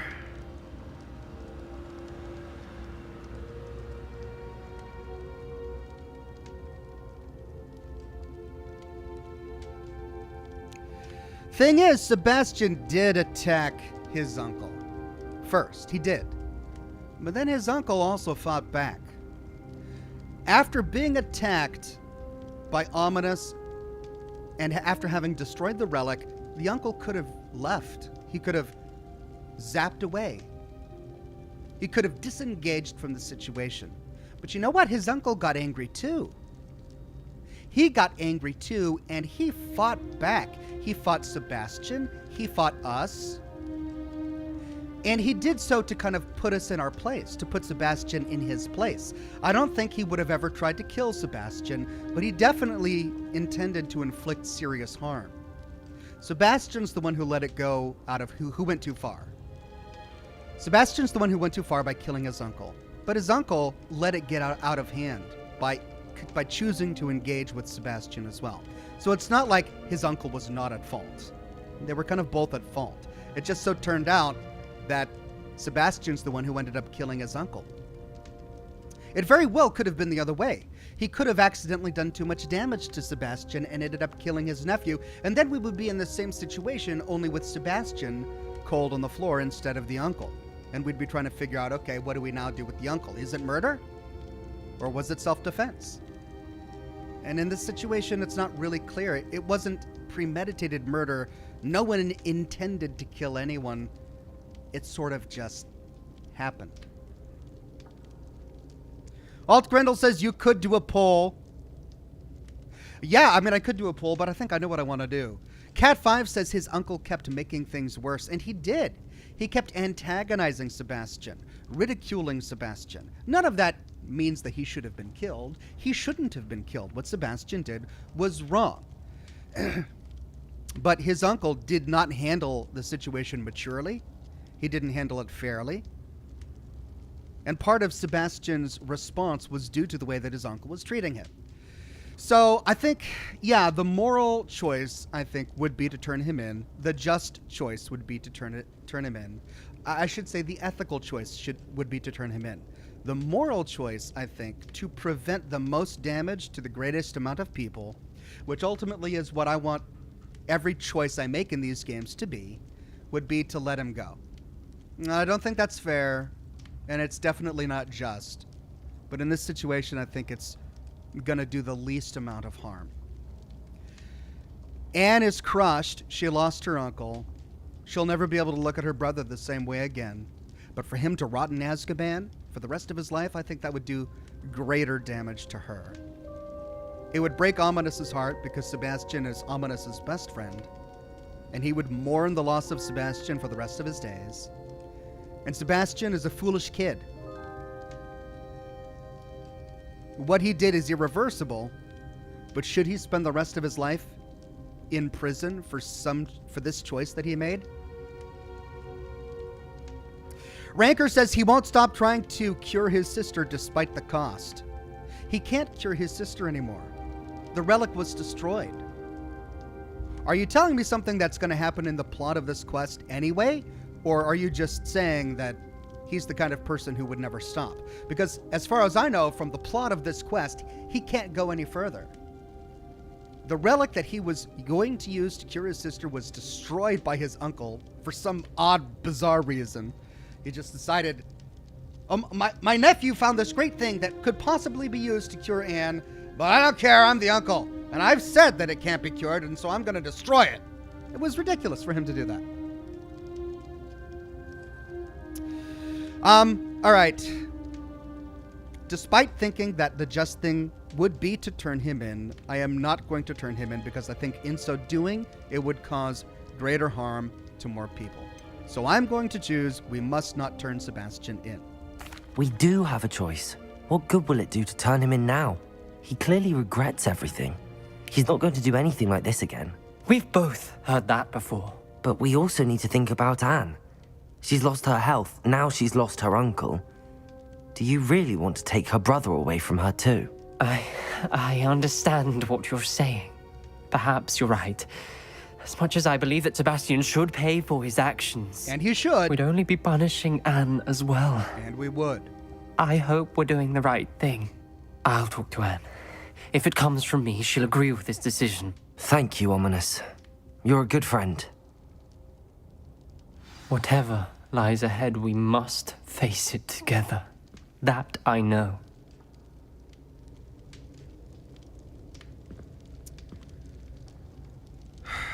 That's tricky. Viral Mac Ravager says, Ox, you don't think Sebastian will accidentally hurt someone else trying to help his sister some other way? I mean, yeah, I think he could. Sebastian's the kind of guy who can't control himself. He's the kind of guy who, with the knowledge of curses and the death spell, could use it in a fit of rage for any number of really small reasons. So I'm hoping that it could be maturity. Because he is just a kid. What is he supposed to be, 15 years old? A child of that age definitely should not know these spells. Should not have the power to kill somebody with a word. Because a child without maturity could genuinely mean it. But an adult would realize that the situation doesn't call for it. But does that mean that he should go to Azkaban for the rest of his life? I don't know. Well, we made our choice, and I guess we have to find out how this is going to resolve itself.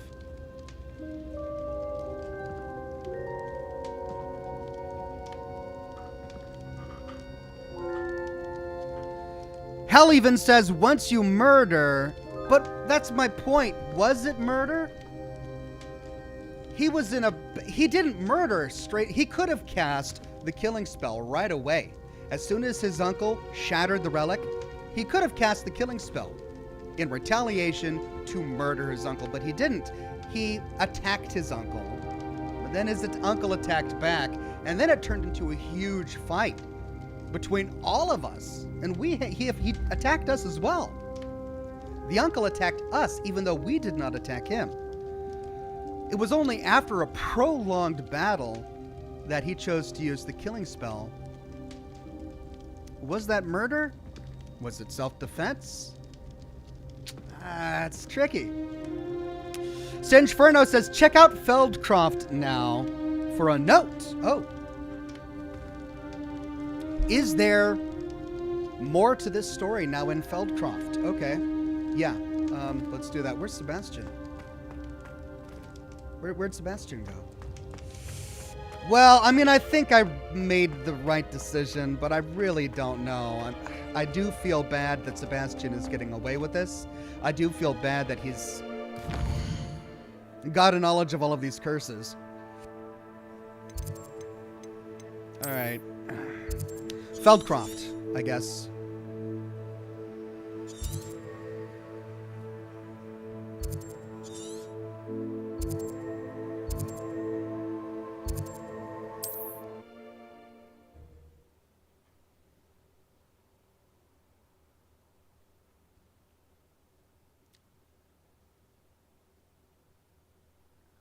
Really? Second crash. All I was doing was fast traveling. At this point, it's just hilarious. So we've got some conflicted opinions here in the chat. Emerald Eyes says, Ox, you can't accidentally kill someone with the killing curse. It was murder. He wanted him dead. It doesn't have to be premeditated. It was killing. Was it murder? There's a difference between killing and murder. We just saw in the pensive that what's-his-name killed Isadora with the killing curse. But was it murder? It was killing. He needed to kill her because she was attacking them both. All three of them. That could also be argued as self-defense. Is it murder to defend yourself? Can it ever be murder to defend yourself?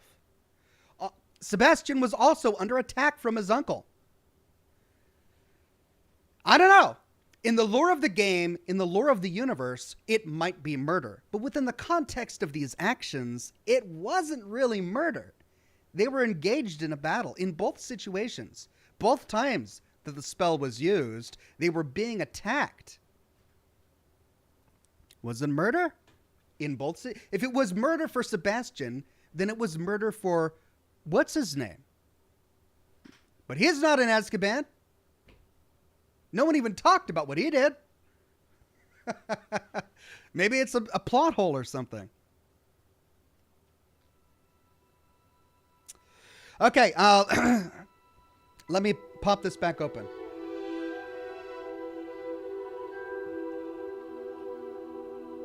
Julian Z says Summoner's Court to cleanse the palate. Maybe. I mean, my palate is pretty cleansed, but I'm really enjoying the plots right now. This is why I play games like this. The stories and the morally gray decisions and all of that. This is the fun part for me.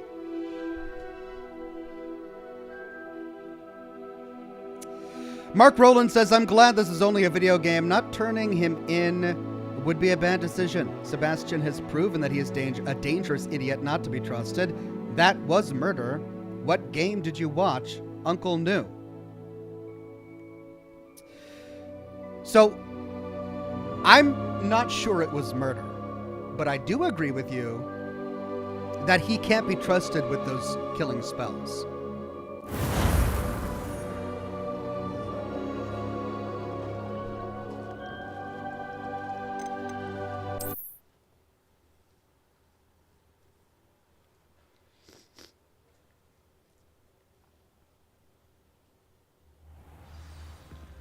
Okay, let's try this again. Let's see if we can fast travel without crashing to desktop here.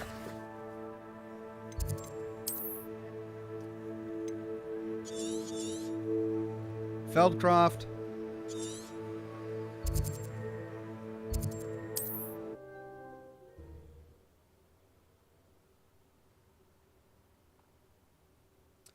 Remy Canadian says, how do you know that the uncle didn't intend to murder Sebastian? And that's a great point. The uncle might not have used a killing curse, but he was using lethal magic. Magic that could potentially have killed Sebastian. Magic we've been using this entire playthrough to kill our enemies before we ever learned the killing curse. How do we know that his uncle didn't intend to kill Sebastian? How do we know that Sebastian didn't use the killing curse out of self-defense? And if he did, was it murder? If he used it because he was genuinely in fear for his life, is it murder? It's not, it's self-defense. So tricky situation. Okay, we're in Feldcroft. Let's see what's changed. I wish I'd paid more attention when I was at Hogwarts. Only a hairy-hearted dog. Chores aren't so bad. I don't mind the odd one without magic. Centaurs have never had much use for wizard kind, have they? Good thing the ministry banned on race. All right, was this their house? No. The problem is that when things aren't a marked quest, I'd get confused. Was this their house? Yeah, this was their house. There it is.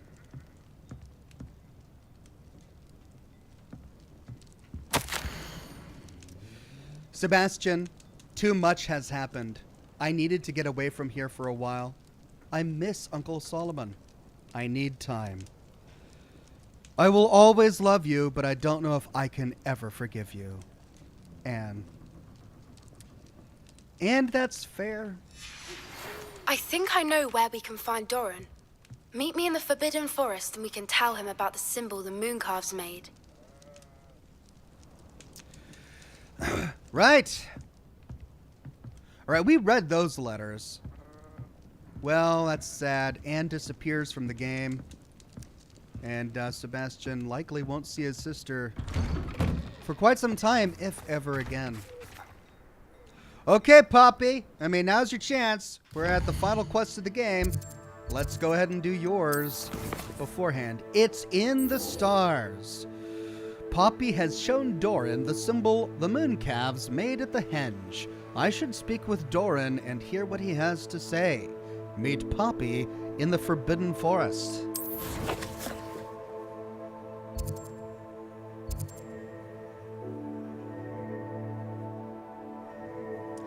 Pickled Dreams says his uncle seemed powerful enough to restrain Sebastian with a spell if he wanted to without openly attacking him.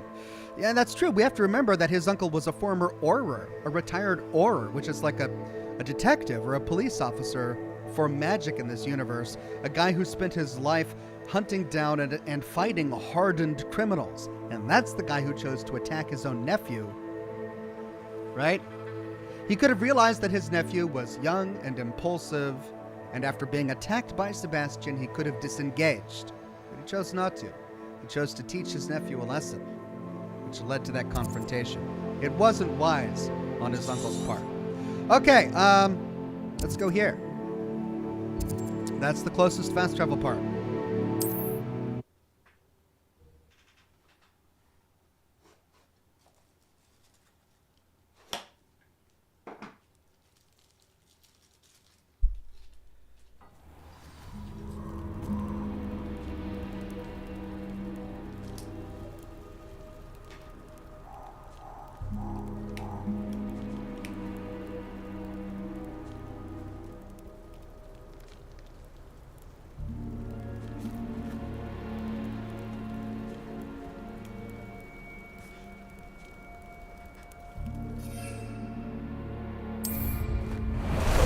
Time for a jaunt, I'd say. Go!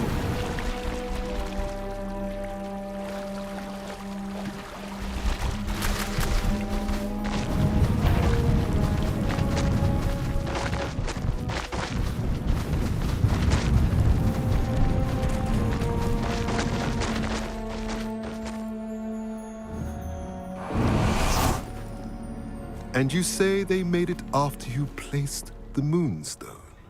Do you know why or what it means? Does it have to do with the snidgets? The breadth of one's knowledge can be as wide as the seas, and yet only run so deep. Are centaurs like those creatures that always speak in riddles? I hate that. It's good to see you again, Doran. Did Poppy tell you about everything that's happened? She did, and I am glad to see that you are both safely returned. I did question the wisdom of sending you on a path at a time when that path was unknown at best, deadly at worst. But the acumen of the centaurs is neither personal nor partial. The skies tell us what is to come, and often we do not know what we have seen until it has come to pass. Yes, enough of the riddles. You knew the poachers would try and kill Poppy and me. I did not know, my young friend, but I shall say that I was not surprised. It was in much the same manner that I expected our first meeting. I don't suppose you'd like to start from the beginning. I think Poppy and I could use that. Of course. I find it is often the best place to start, is it not? Many, many moons ago, I divined a series of events. Their meaning long evaded me, until you brought news of the snidgets and their poacher pursuers. I believe the symbol created by the Mooncalves dance marks the place the snidgets are hidden. And serendipitously, I believe that I know the very place. Please, go on. I have seen that symbol only once, on a rock face in the cliffs of the forest. You should make haste there. The snidgets that have been kept there for so many years may no longer be safe. Well, if it takes all of this, a prophecy from a centaur, a dance by calves, by a special moonstone, to get the information we need to find the snidgets, how are the poachers finding them? How is it so easy for them? Why are they in danger if it takes all of this for us to get to them? But the poachers don't have to go through that? You said you divined a series of events before our paths crossed. What were they? I saw the arrival of a stranger, the threat of an enemy, and the return of an old friend. I believe now that you are the strangers, the poachers are the enemy, and the old friends are the snidgets. I also saw two places tied to these events: the cave with the moonstone and the henge. The latter was bathed in moonlight. What makes you so sure the symbol is where the snidgets are? I do not know. It is what I have read in the stars. Fortunes play out as they are intended. I am merely a messenger. I shall say that fortune favors us today. That you would show me a symbol whose provenance I recognize is not coincidence, but fate. If you're right about this place, then we should make our way there. I shall see you there. We cannot afford to lose the snidgets once again. Oh, are we all going together?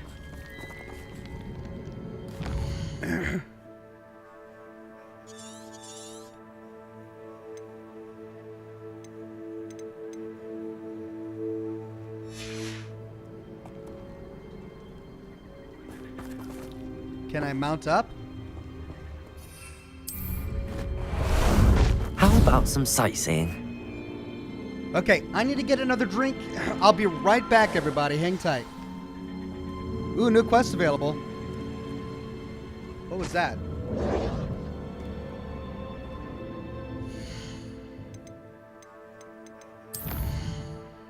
A bird in the hand. Meet Poppy southwest of Brockborough. Oh, that's this quest.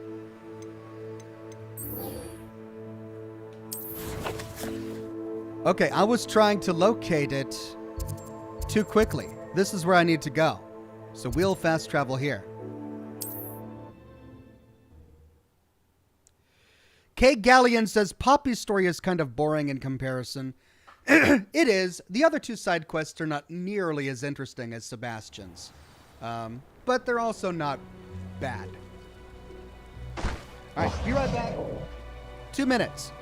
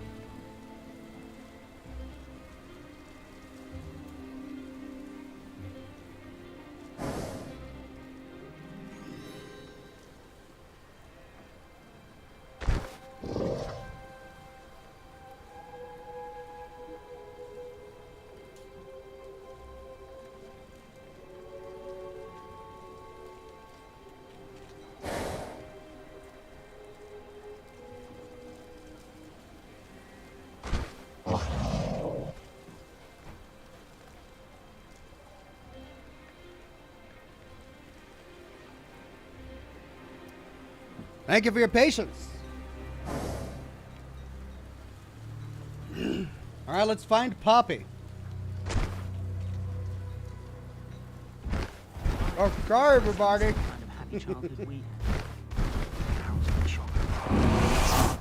Right, I don't want to accidentally trample these poor people.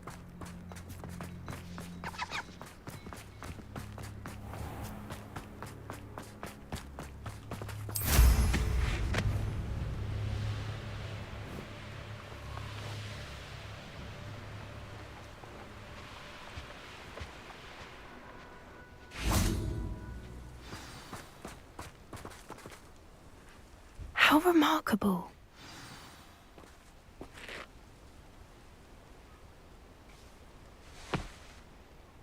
I got here as soon as I could. Did you see the symbol above the entrance? It's the one the mooncalves made at the henge. Of course Doran implied as much, but to see it up there... Could this actually be where the snidgets are hidden? Let's find out. Doran's waiting for us just up ahead. I'm ready if you are. Can you believe it? Actual snidgets. I'm glad we seem to be a step ahead of the poachers. It is a little strange we haven't heard anything from them. If we're lucky, they're still poring over Gran's research. There was a fair amount. We, on the other hand, had Doran to guide us. Even if the poachers do somehow stumble upon this place, we shall be long gone. And we won't be so lucky. We will be attacked by poachers. There's the symbol right there. It's on the wall of this castle, or the ruin of this castle, and it looks like a bird creature, which I assume is what a snidget looks like. Let's go find out.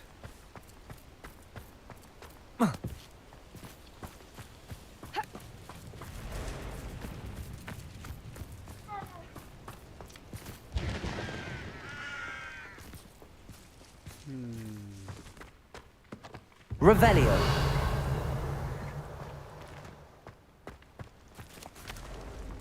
Okay, well, there's Doran. I think we flew by this at one point, and I was curious about it, and chat said that it was involved in a quest later. Well, here we are. Greetings. I hope we haven't kept you waiting long, Doran. Not at all. Then again, it is not I who awaits your arrival. Do you have the Moonstone with you? We do. Good. It is as important to what happens next as both of you are. So, what does happen next? What are these pillars here? A safeguard, I suspect. There is only one way to find out. And as for how to go about that, the two of you may know better than anyone. Figure out how to enter the ruins. Oh, here we go.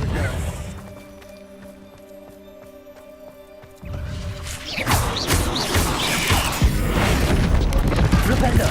Potato!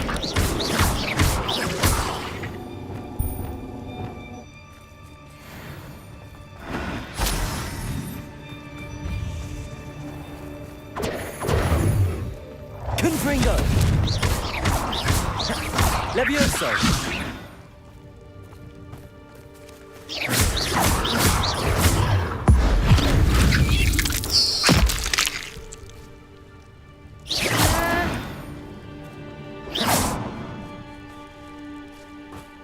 Levioso! Descendo!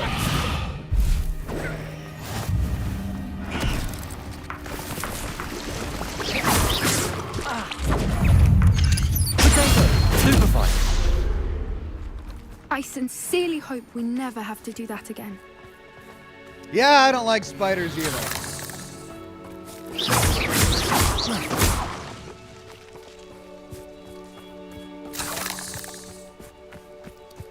Okay, let's place the Moonstone and figure out this puzzle.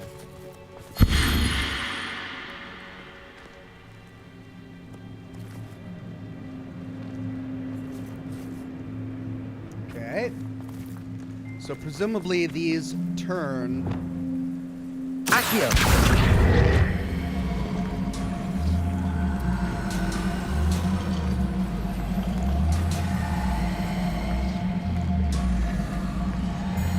I wonder if the pillars move at all. Are you blind, Poppy? Okay, so we've got a sun symbol and a mirror symbol. And looks like we need to move these around until the symbols are lit. All right, so there's the symbol for the mirror. Accio!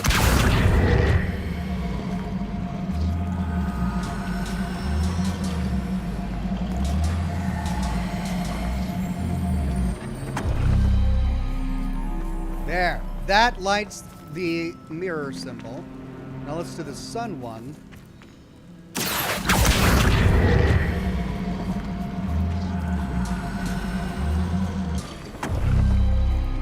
That did it! Look, Doran, a doorway. I suspect we all know what lies beyond that passage. And now, I'm afraid I must leave you. At least for a time. You're not coming in with us.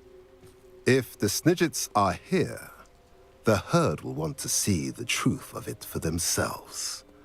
Alec especially. Go on without me. I will rejoin as soon as I am able. All right, snidgets. We're coming to rescue you from this really safe place where you've been for hundreds of years. Revelio.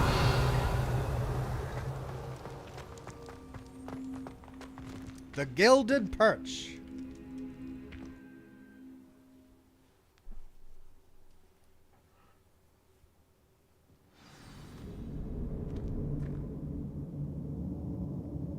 Revelio.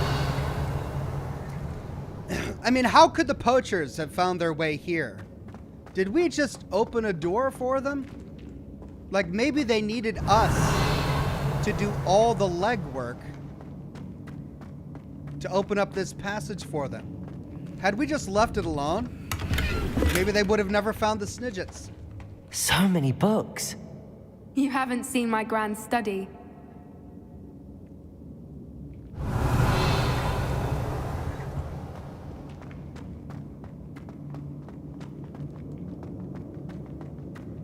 Look at the murals on the wall. They're all creatures. This place must have been built to protect them. They had nothing to fear. What makes you say that? The poacher camps always felt oppressive. It's hard to explain, but the feeling was palpable. At least to me. The sense I get here is of safety and calm, quite the opposite of the poacher camps. That's right, we recall that she was raised by her mother and father in poacher camps. Confringo! She's ashamed. Revelio! She came from a family of poachers.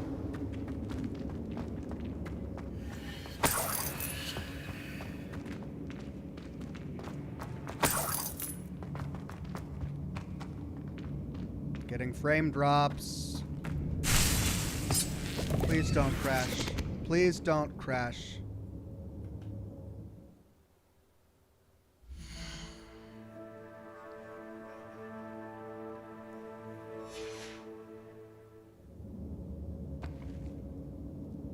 Oh, wow.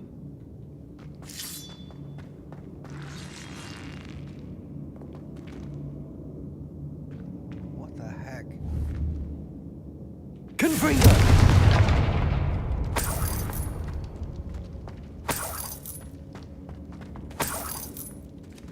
Why is that room so awful?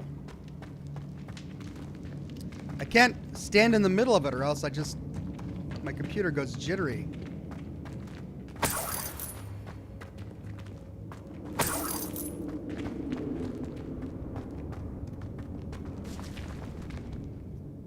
Alright, so there's a treasure up there. Revelio.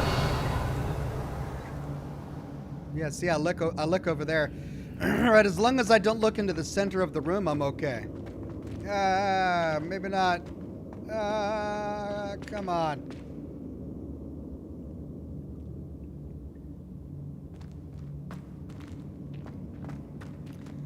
But I want to figure out how to get up there. Oh, that's how.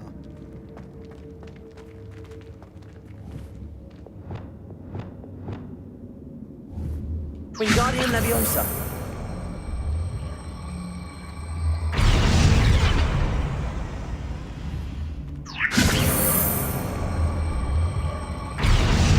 Leviosa.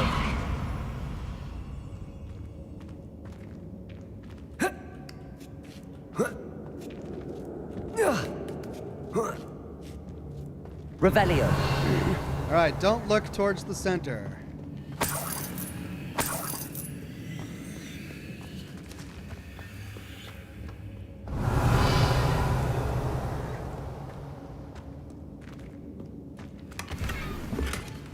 I got a Kneasel statue. Hard save, says Alt Grindel. I mean, yeah, I could, but the way these dungeons work, even if I load this save, it's going to put me back to the beginning of this dungeon.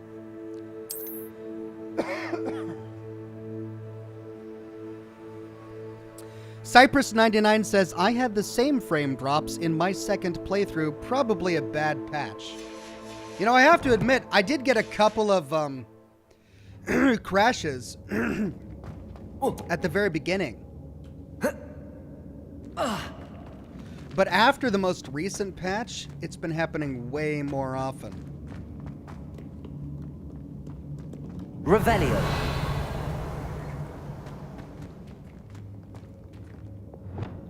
Oh my god.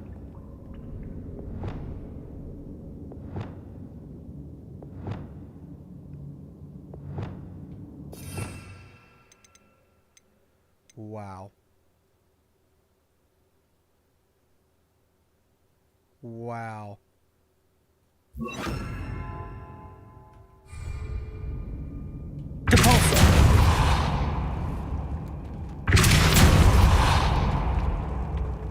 God.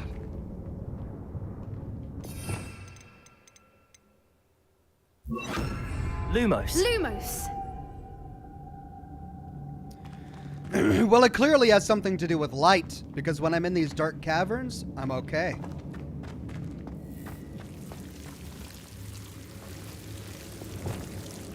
Confringo. Lumos. Lumos.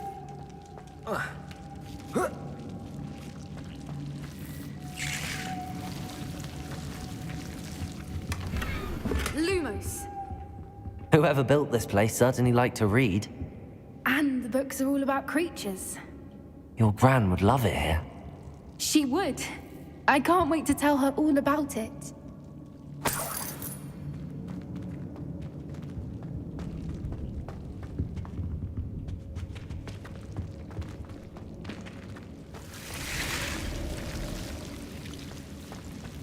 Lumos.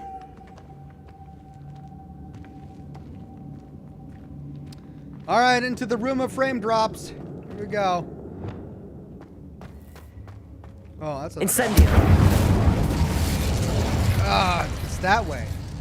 So looking this way is okay. All right, so I'm gonna make sure my camera stays this way. Ah.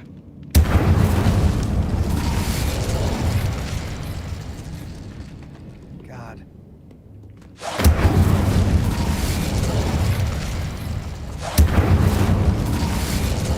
Revelio.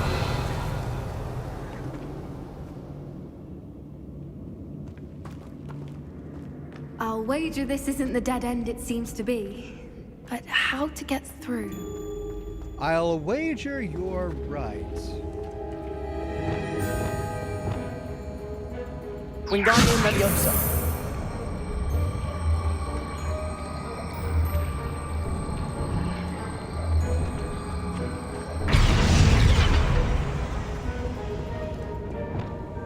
Confringo. Incendio. Leviosa.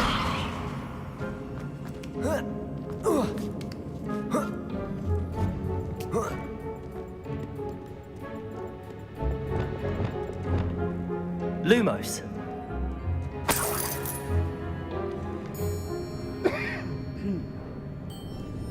Pardon me. All right, where's the other block? Ah. Revelio. There it is.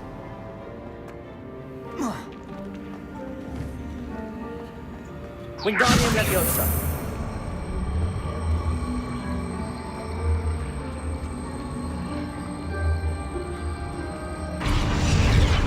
Leviosa.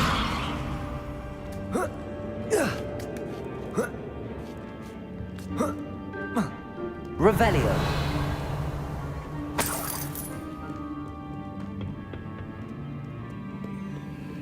Wingardium Leviosa.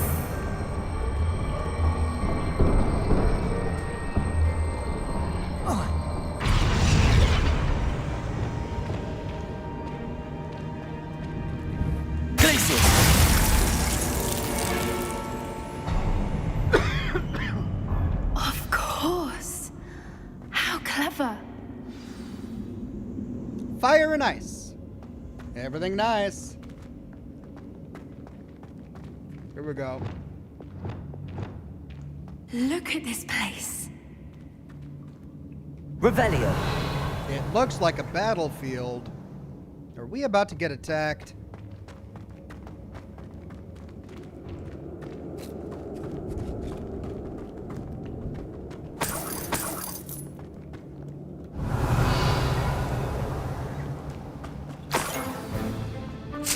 Yep. That was for Hauntel Hall. What was that? Not Doran, that's for certain. You've made a mistake. Potato. Stupefy. Expelliarmus. Hey, that's mine! Expelliarmus. No. You're despicable, the lot of you.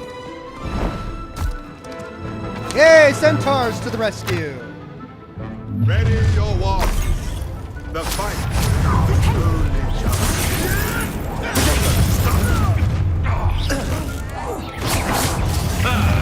The lamb returns to the...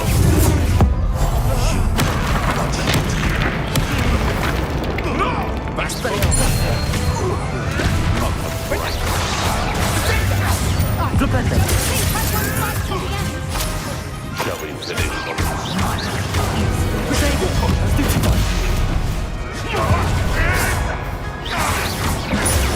What have you done? Nothing. Expelliarmus. Perfect. Target practice.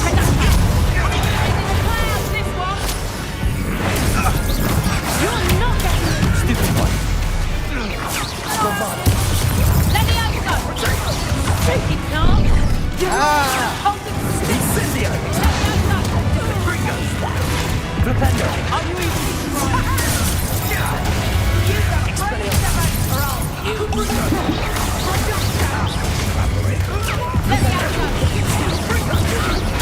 Bombarda.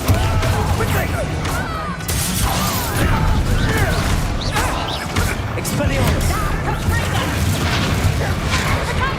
Incendio. That's just pitiful! Nine and away. Bombarda.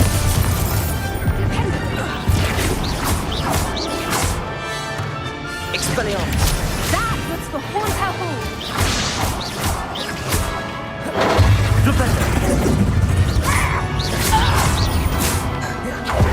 I think that was all of them. Are the two of you unharmed? I had hoped to return before it was too late. We're fine, but if you hadn't got here when you did, I led them here, Doran. You fought with us against your kind. I am glad to have witnessed this. I now know the story. They are the ones I saw. Finish your work here, brother. All the events you divined have not yet come to pass. Okay, we unlocked the doors to the Snidget Sanctuary, and as I theorized earlier, we led them here. We opened the door, and the only reason the poachers got here to endanger the Snidgets was because we let them in. Oh well, at least they're dead. And the centaurs now trust us. Revelio. And I didn't die. Yay!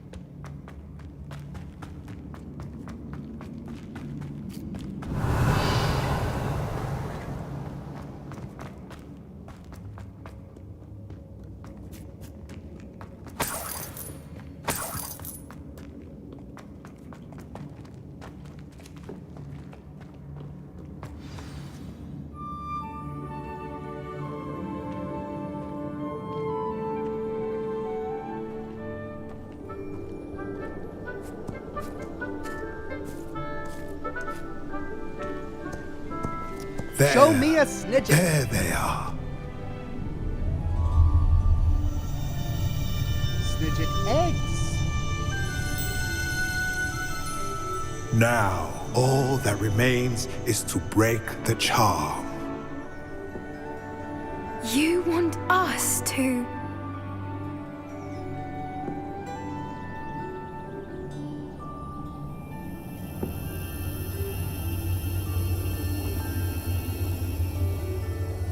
I only ever wanted to see them safe, which they are. You should do it.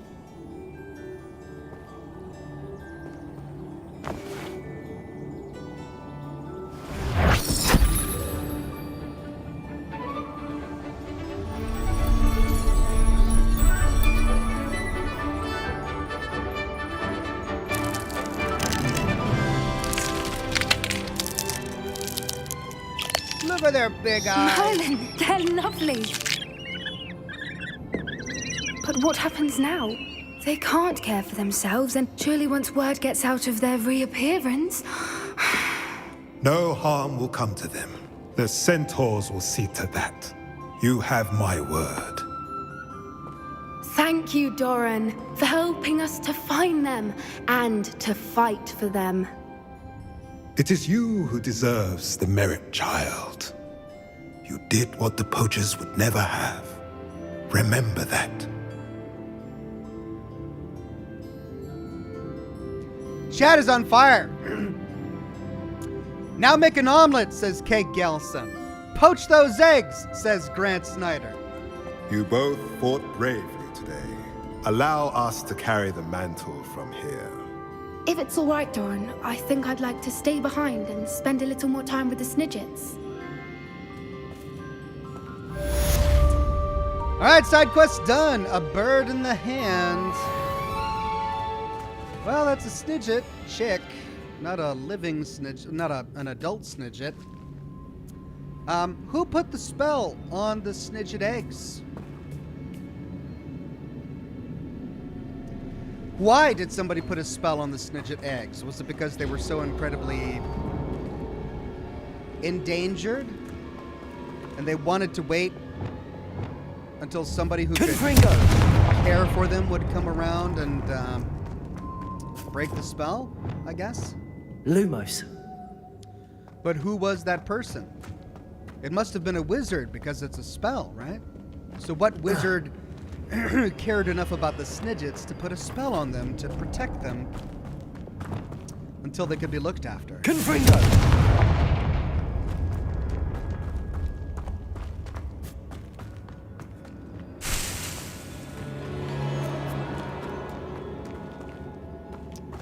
All right, quest done.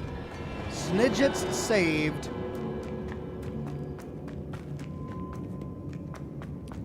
And poachers poached.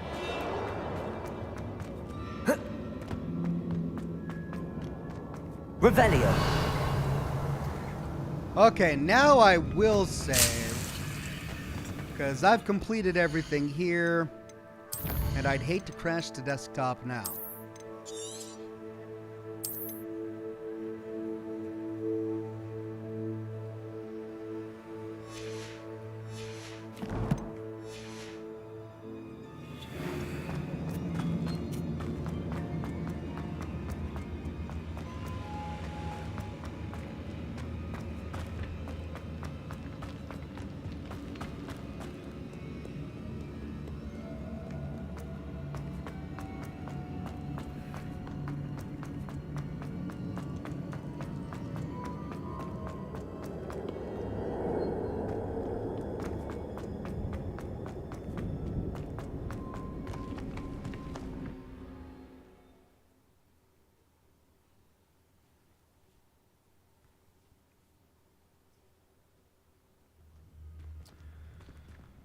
All right, Snidgets saved. Let's see. Now, we do have Natty's quest that we need to resolve, but we don't have it yet. So let's work on Wand Mastery.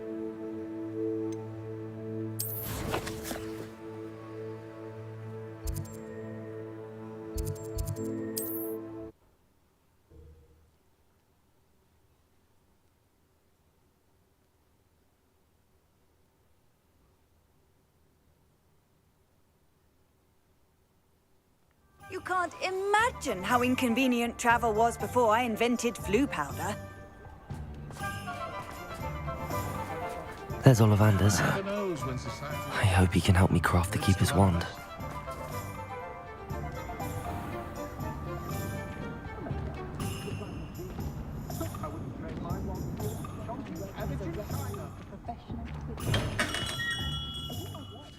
Oh wait, I gotta begin the quest out here.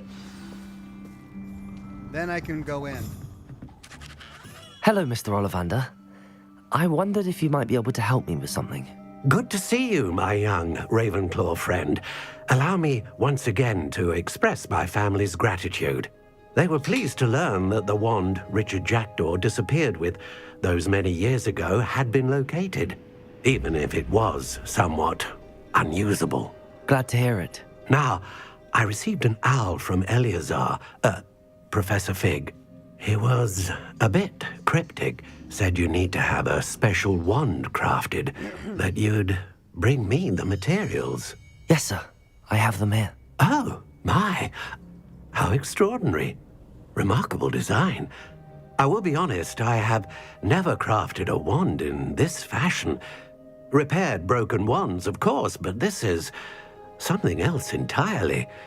Keeping me on my toes, aren't you? I think I can work with what you've brought me. Let me see what I can do.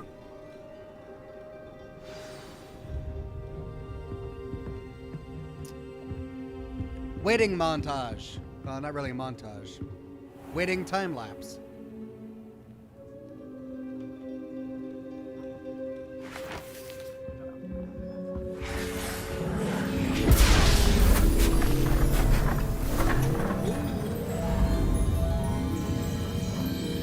Did it blow up on you, Ollivander?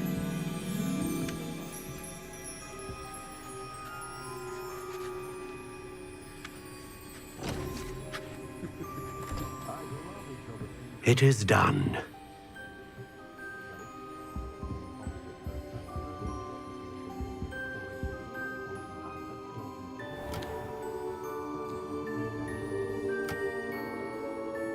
Pretty.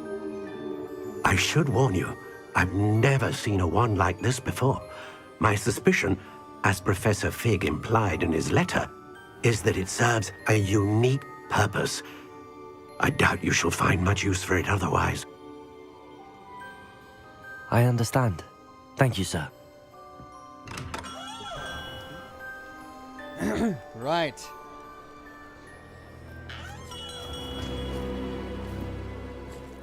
I'm afraid you're on your own.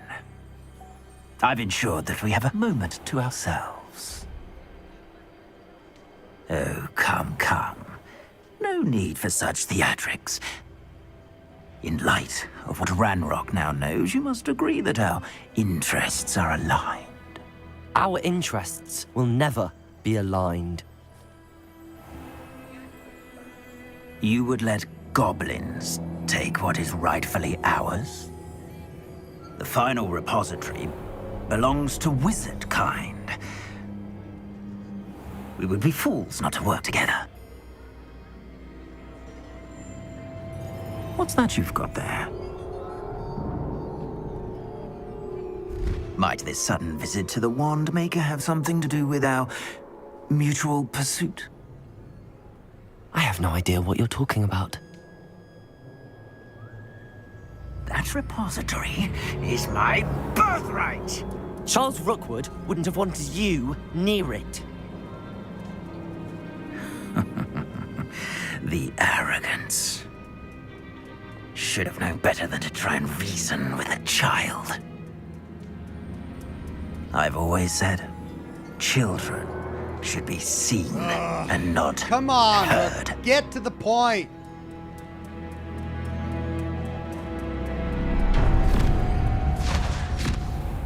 Ooh. Did we just get kidnapped? That was a weird interaction. Lots of awkward pauses there. Here we go! Oh, big battle! Oh, try not to make this too easy for me. You think I'm strong? No more happy days for you. Expulso! Protego! Well done! Incendio! Pathetic! Don't you recommend trying? You die for that. Come on, you are friend. You like my Conduction! I'll make you wish you were back at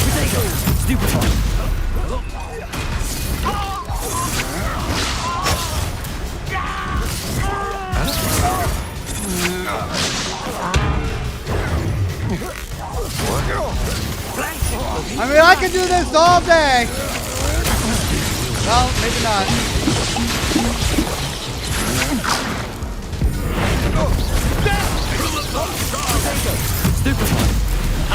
You bended. What was that?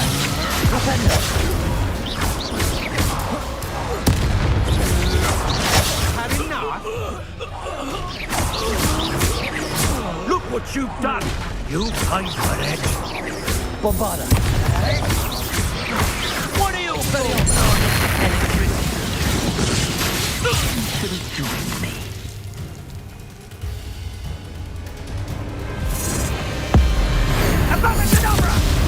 Ooh, Victor Woodward!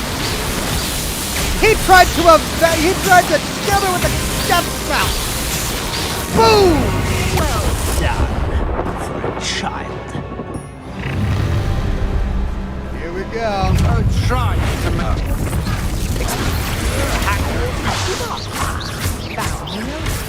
Flipendo.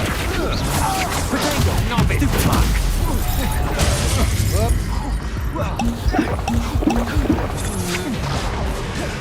Do that again, and I'll bombard you like the insect you are. Have little patience with such fruit. You'll be sorry! Expelliarmus! Confringo! Bombard! You cannot avoid your fate forever. You're going to regret that. I'm just warming up. That's the best I can do, is it? Oh, Do that wrong again, one. and I'll squash you like the... Bombard! Confringo! Is that meant to be an attack of some sort? Reduction! Seems your luck has run out. To your knees! Confringo! Expelliarmus! Stand and fight me! Flipendo!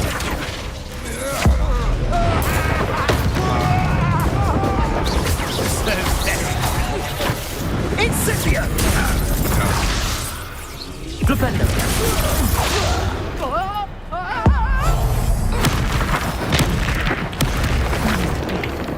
What are they teaching you at school?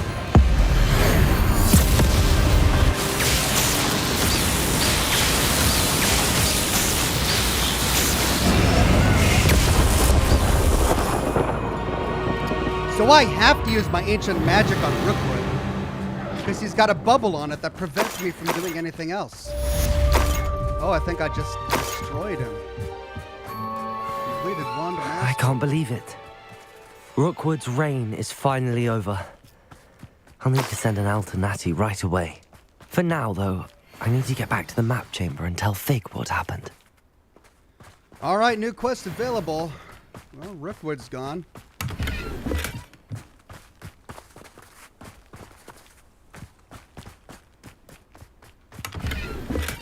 Gotta loot the place.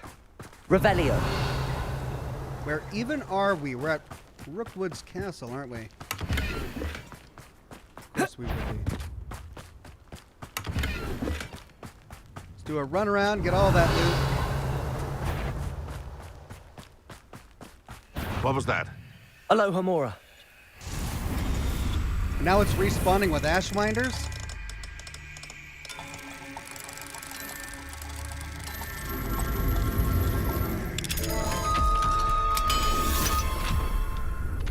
How unfortunate for you.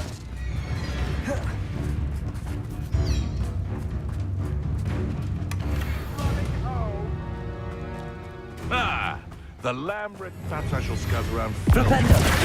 Bombarda.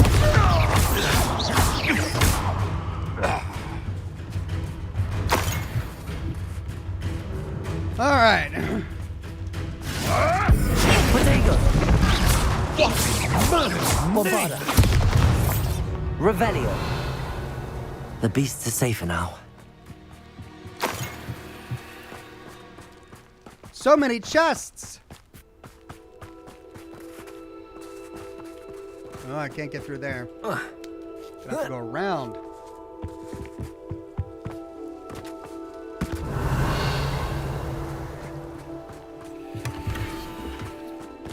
Okay, golden snitch scarf. Is it made from golden snitches? Hope not. Oh no, they've got something trapped here. Aloha Mora.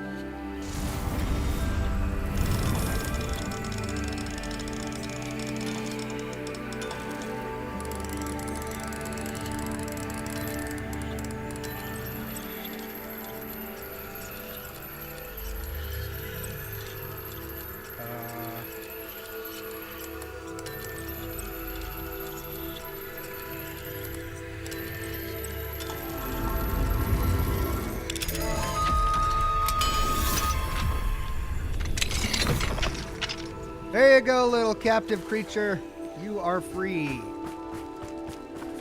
Now, where exactly am I? Bandit Camp Castle. Alright, so it's not Rookwood's castle, it's just some random castle.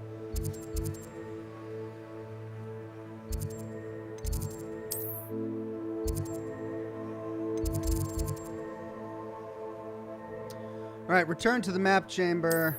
Whoops.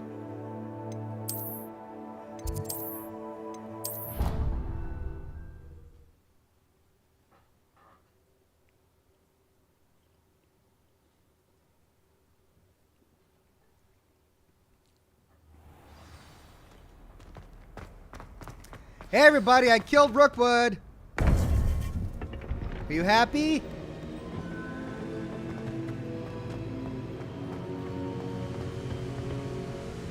Victor Rookwood is dead.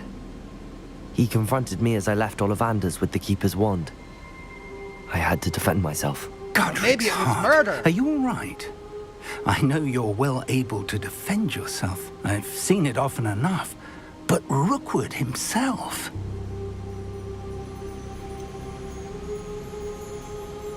He got what he deserved, or I had to defend myself, and I didn't even have to use the killing curse. He would have killed me once he found the repository, if not before. I had no choice. You're right. You had no choice. You did what you had to do. The wizarding community owes you a great debt. Thank you for saying so, Professor. I'm ready for what's next. All right, then. The Keepers have been waiting.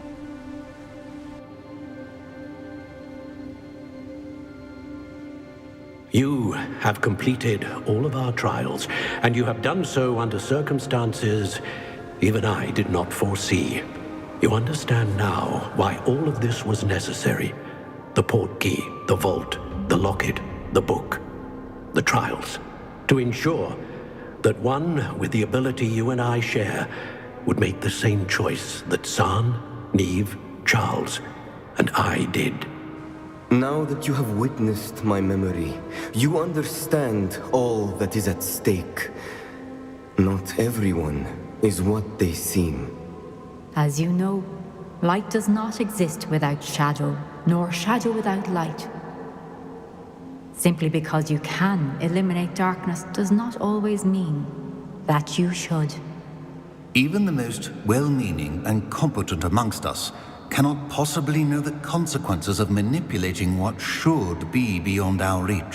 What lies in the repository must never be released. Resist the temptation to destroy or control it. The magic that you have so carefully honed must now be used only to protect the secret we keep. You have the wand. You will know when to wield it. We leave our legacy in your hands.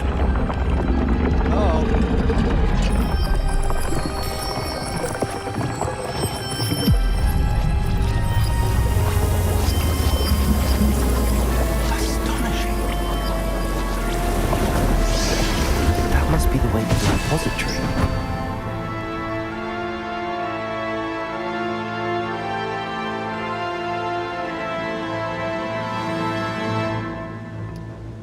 Oh my god. And Comcast is choosing now. We can this only moment. hope that we're not too late, and that we find nothing but a repository undisturbed beyond this door. Comcast is choosing this moment to give me issues.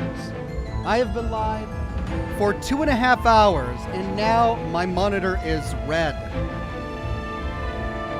I mean, there's no way that I'm going to complete the game in this state. There's no way I'm going to complete the game without you guys here to watch it. It's not YouTube, it's my connection. I've got a red light on my monitor. This is ridiculous. I can't even believe it. Of all the times.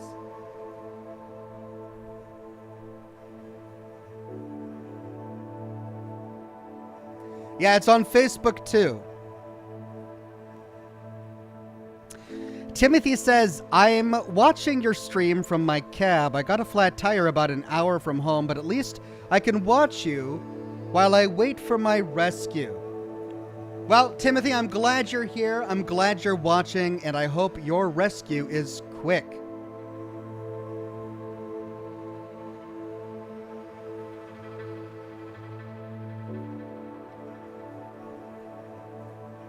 Right, well, I think my best option right now is to end the broadcast and try again a little bit later, maybe in an hour or two, just to see if my connection stabilizes so I can get through this last part of this final quest. That's what I think I'm going to do. I've got about an hour and 10 minutes left in the broadcast. That's plenty of time to finish this quest. So I'm going to end the stream and wait about an hour. Apologies that this is happening right now, but we'll pick up right where I leave off in about an hour. All right? In about an hour. Hang tight, everybody. I'll see you all again real soon.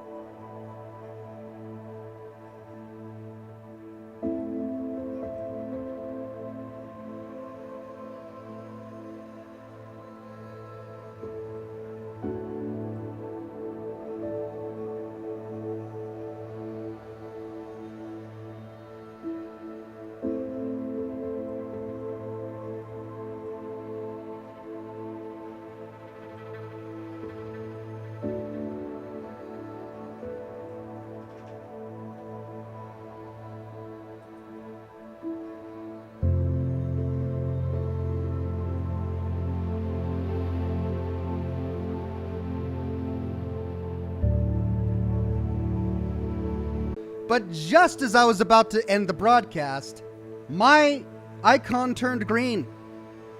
I can't explain it. I've now got a stable broadcast. So we're going to continue.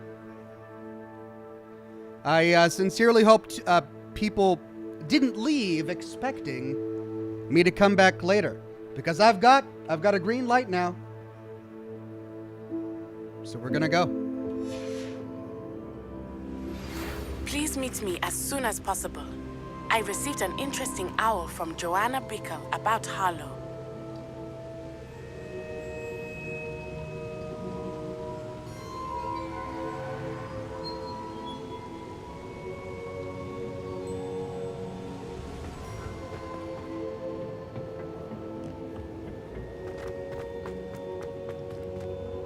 The Keeper's Caverns.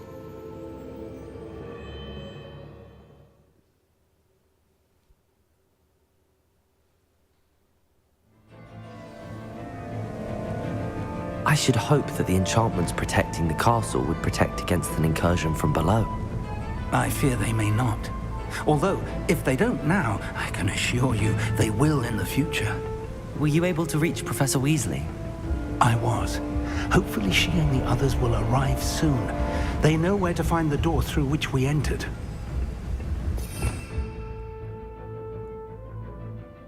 Let me make some changes.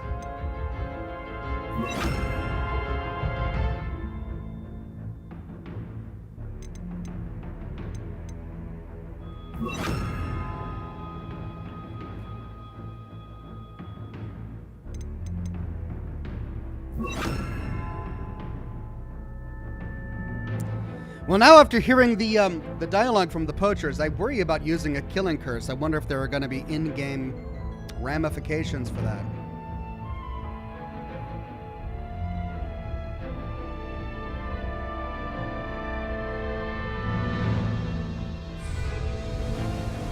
I can't sprint! We're doing a dramatic walk!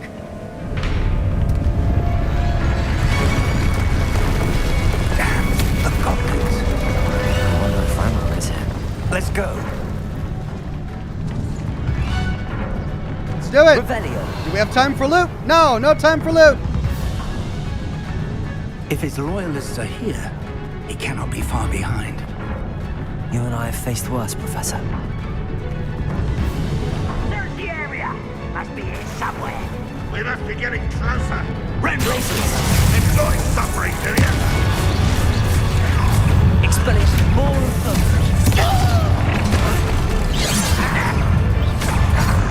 Bombarder. Bombarder. Places. Expelliarmus.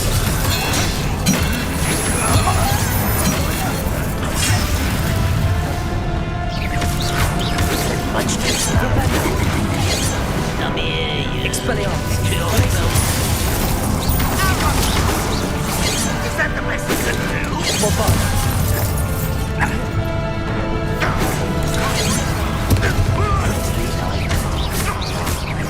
Glaciers. Glaciers. Rependo. Bombarder. Expelliarmus.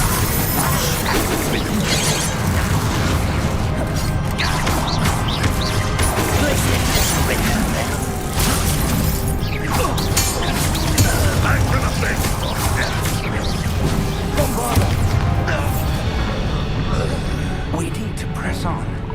Ranrock must be here somewhere. This drill stands between us and him. We need to move it. I shall handle it. One moment. You got this, Figgy! All right, Professor Fig!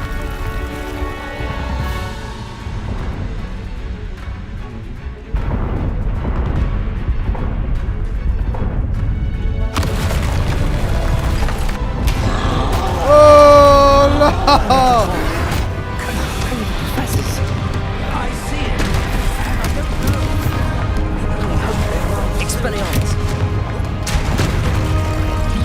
Glaciers. Prepare. Got it. Bombard. You will suffer.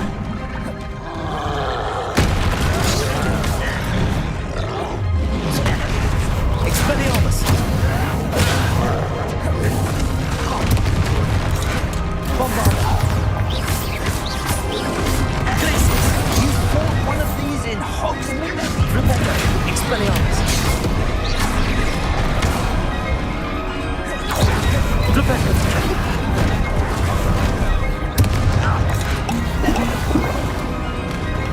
Glaciers. I ought to be worried about you. Bombarder.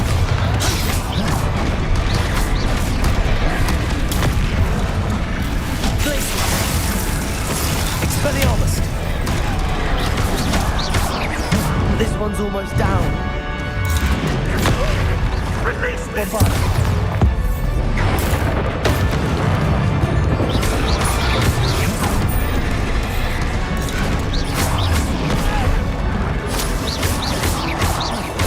You will not take what is not yours. Glaciers. Bombarder. The Tom's all about quick work of them! You can't stop us!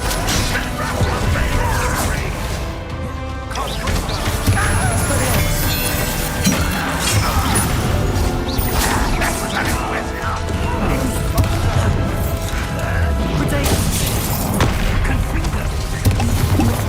Expelliarmus.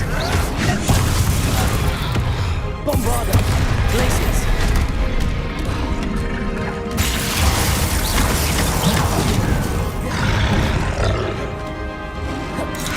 Expelliarmus.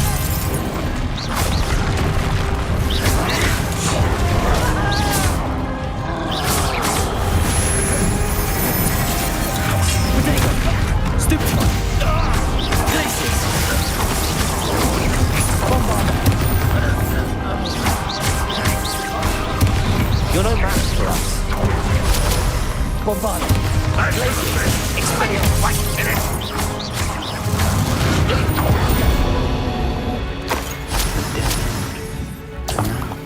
Ah! Used too many Wiggenwelds there. Yeah, hang tight, Fig. I'm gonna figure this out. Revelio. Where did we come from? I'm so turned around now. All right, here we go. Professor, that wall, that's the way forward. Very perceptive, my young friend. It worked. Let's go.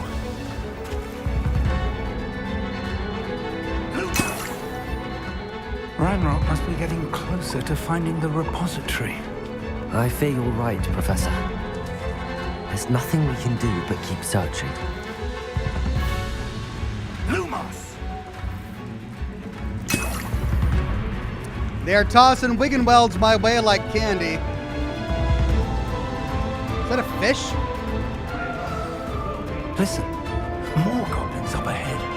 Up for a minute, Doc. Expelliarmus! Potato! Student! Fools of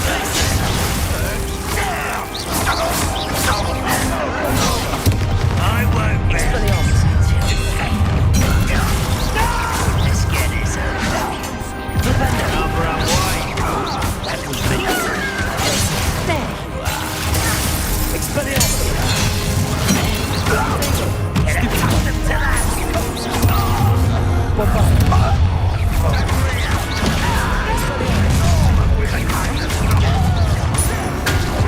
You two against Renro's darling. Because that smells quick enough. Miss me. Almost. Nice try. Are you sure?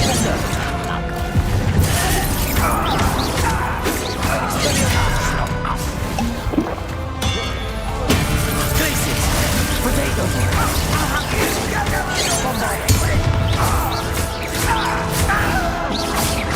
Expelliarmus!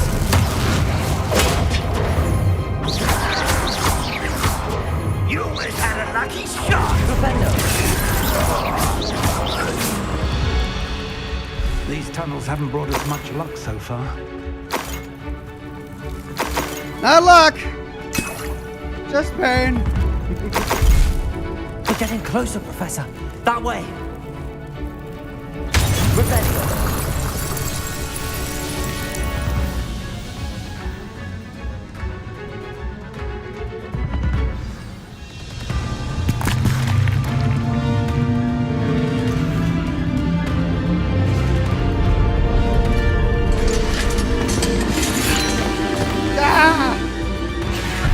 That's a lot!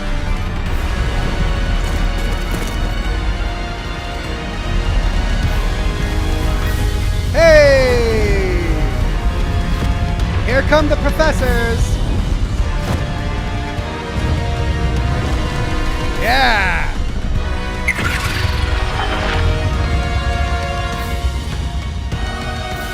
The goblins have somehow evaded the castle's defensive charms. Steer them this way! We shall make quick work of them!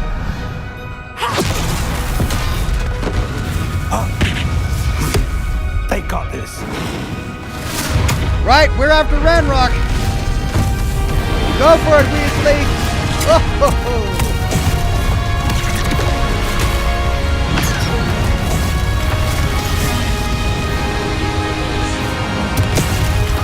Time to move. We're in the thick of it now. Also, it's Beast who's in charge. Your timing could be better, Professor Hedges. Thank you, Professor.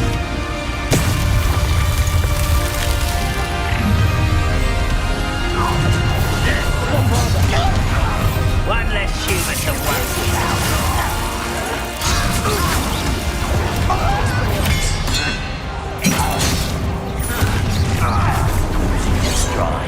Glaciers! Damn royalists.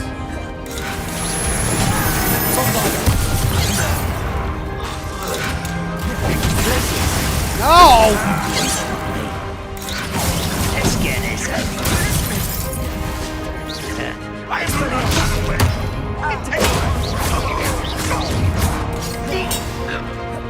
Glaciers!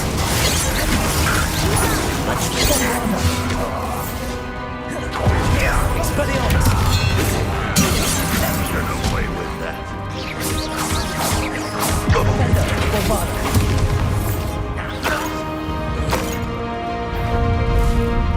Look out! Another troll! This one's worse than the last two! Stop him! Expelliarmus! Rather unwise coming back this way. There! Professor Fig, aren't you going to need some of the rest of us? We shouldn't be out here to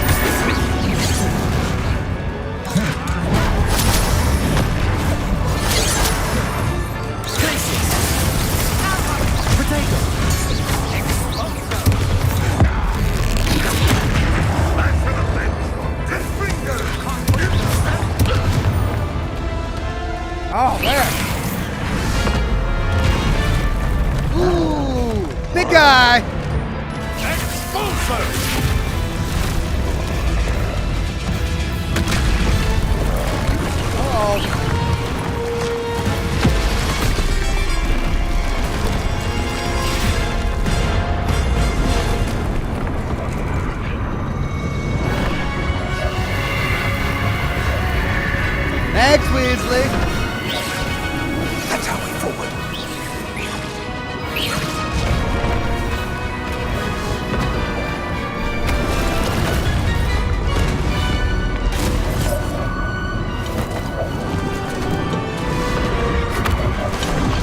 And down.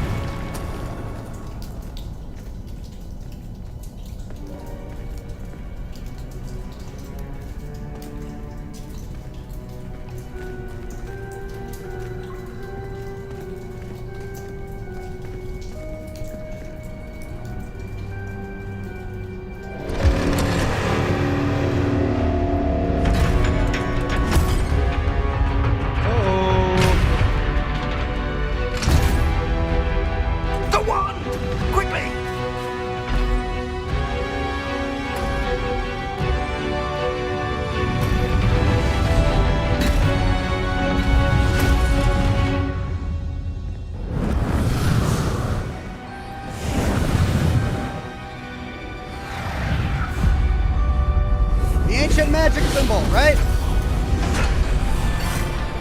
Oh, cool.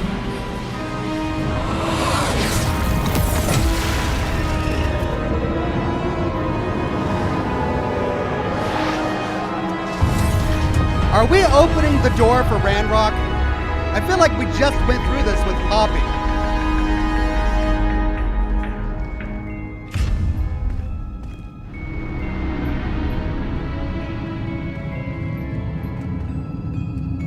We made it.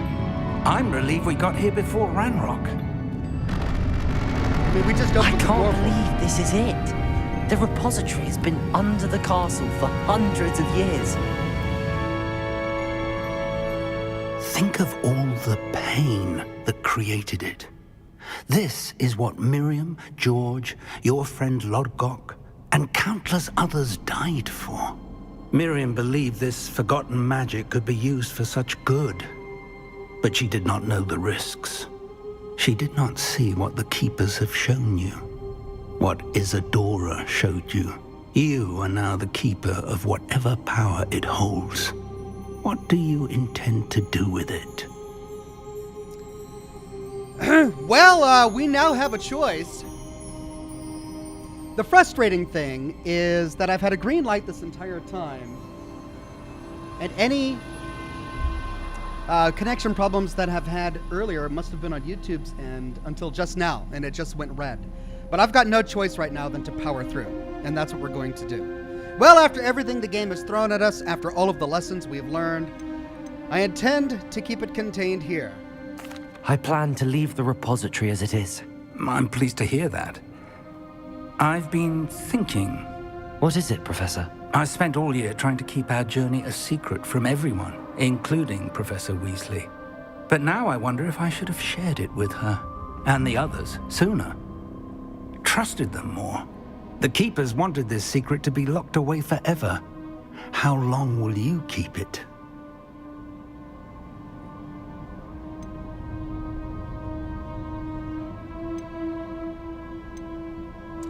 I shall keep it a secret for now. I shall keep it a secret forever.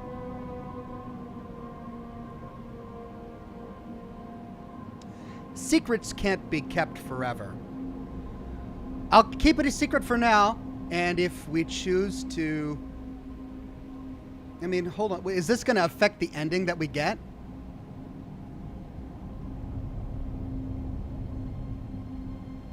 I'm going to keep it a secret for now. You can't keep secrets forever. I plan to keep it secret for now. But in time, when I'm ready, I plan to tell those I trust everything and accept their help. I believe that is what Miriam would have wanted. We should trust in others. If anyone can rise to this challenge, my friend, it is you.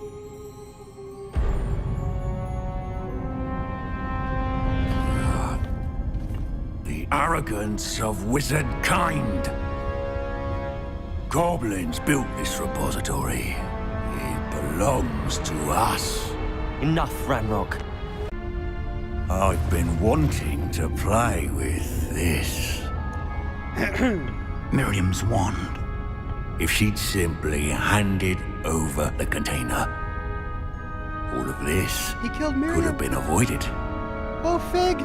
Foolish, self-important witch.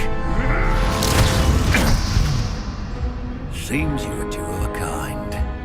She didn't know when to give up either. Ooh! No!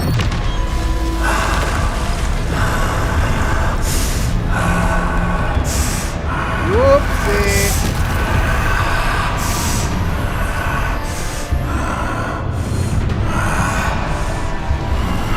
Oh, what just happened?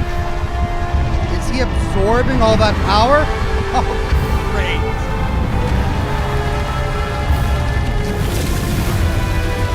What is that? Humankind shall answer to no one. It's a giant goblin energy dragon. Of course it is. What just happened? Big! Big! Oh, crap! Biggie!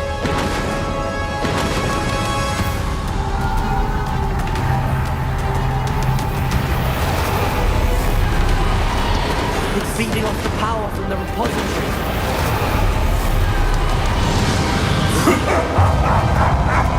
Your beautiful magic is no match for mine, child. My spells are having no effect on the dragon. Okay.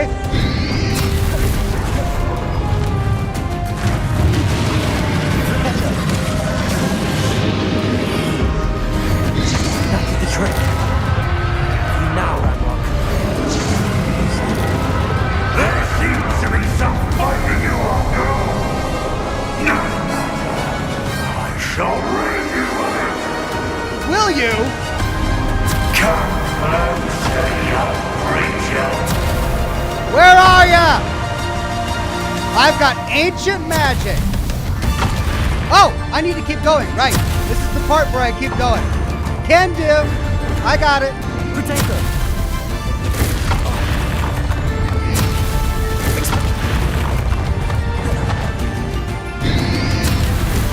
You can't stop me.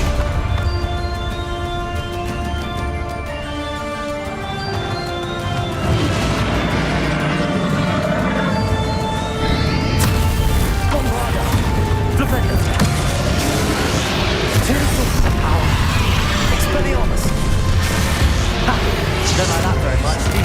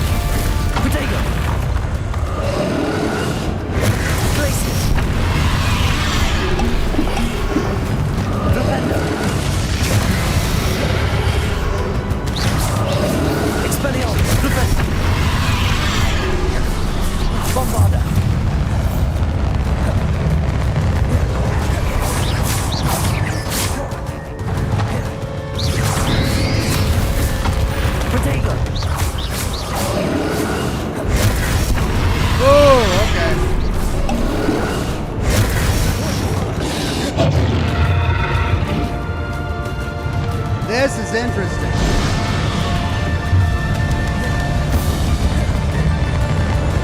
Glaciers. Expelliarmus. Bombard.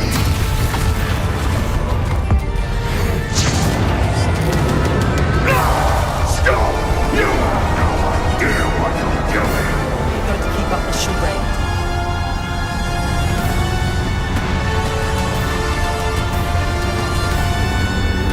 Oh dear.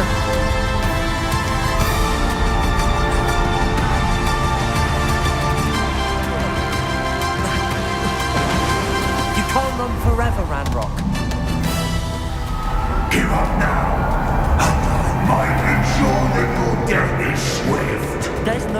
hide now, Ranrock.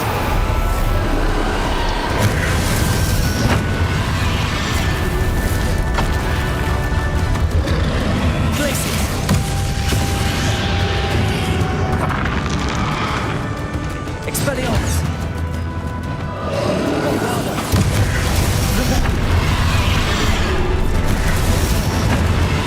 Places!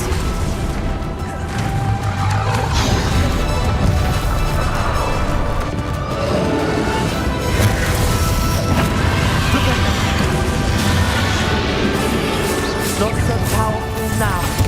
On Ranrock. Places! Not gonna.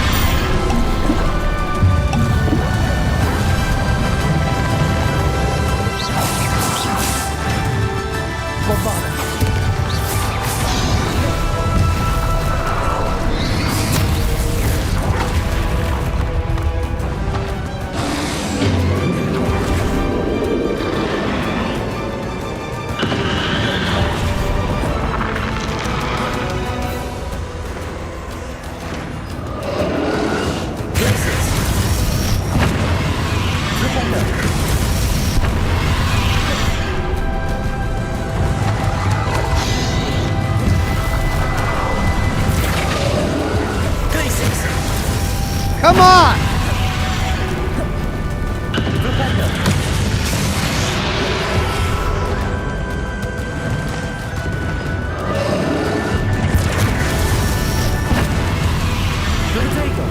Expelliarmus! It's egg.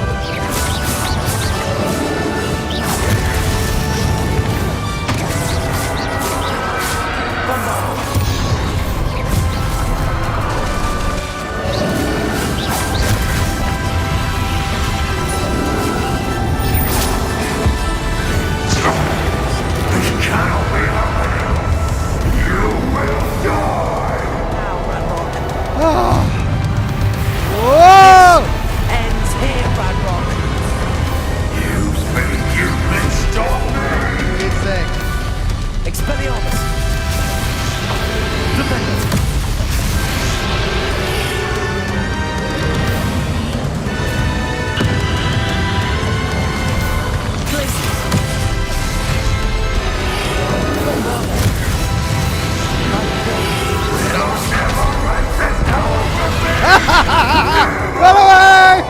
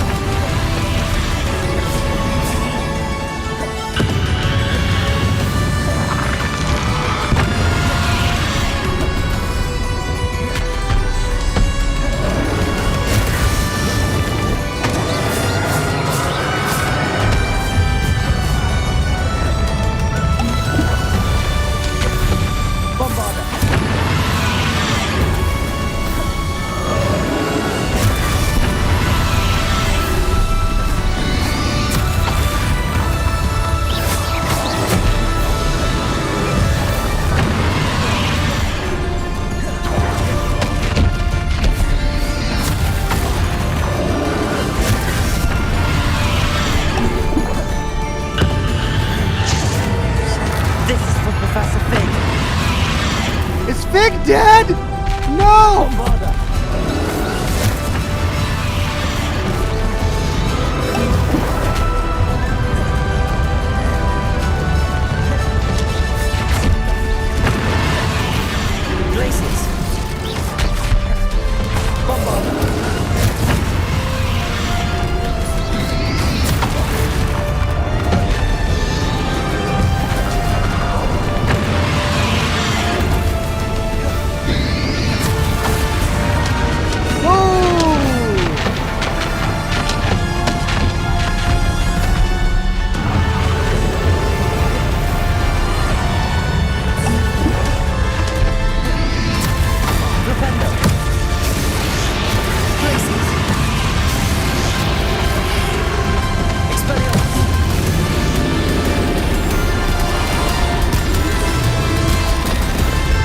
this now!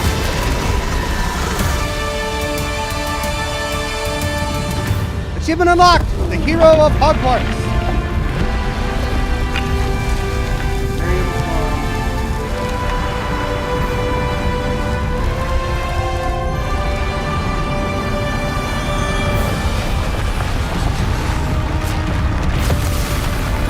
All of this is happening underneath Hogwarts!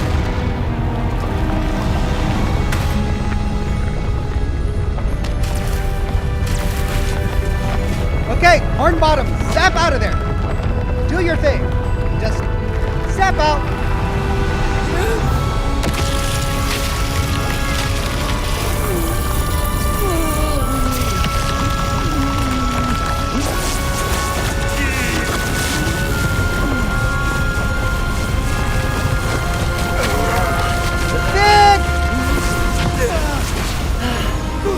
Hey!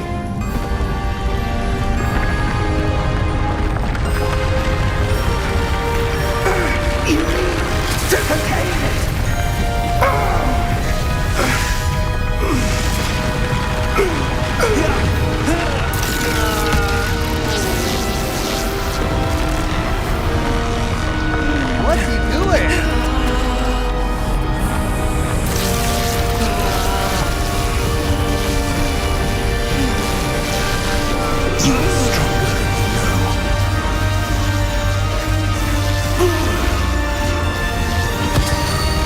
Oh, let's not have an Obi-Wan moment.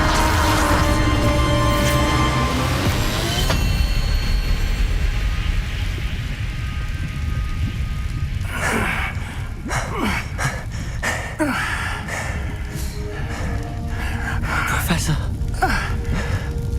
Miriam.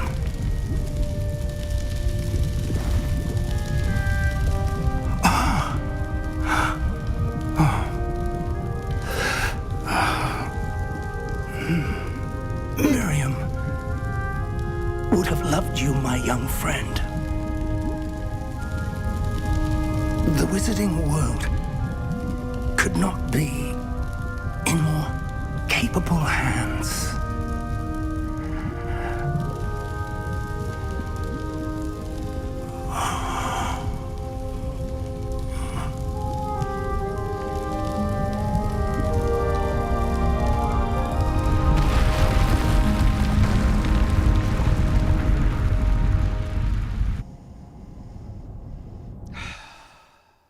Rip.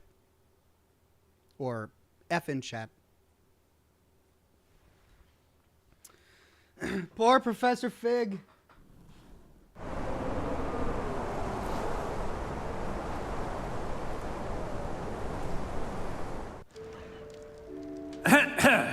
Professor Eleazar Fig. I dare say he was a beloved professor to many of you, certainly a long-standing colleague to his peers. A famed adventurer and seeker of knowledge, he built a reputation charging into the unknown, brazenly disregarding both discretion and safety. Oh, God. Providing perhaps a rather unfortunate lesson for us all. His devotion to adventure was rivaled only by his dedication to Hogwarts. And of course, to his wife, Mary... Middy, whom we lost much too soon as well. Is he drunk? Yeah. Wow. Hopeless. Professor Fig represented the best of all of us. He could be deviously clever, possessed a brilliantly inquisitive mind, and was the most loyal of friends. But perhaps it was his remarkable courage, for which we will all be forever indebted to him. If not for Professor Fig,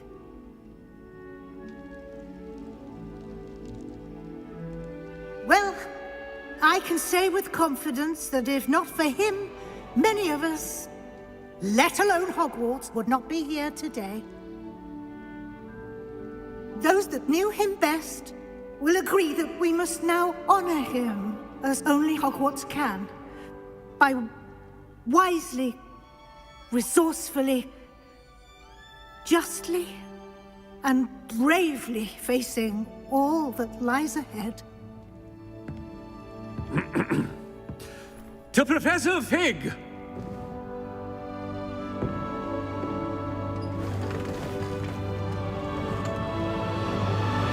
To Butterbeer!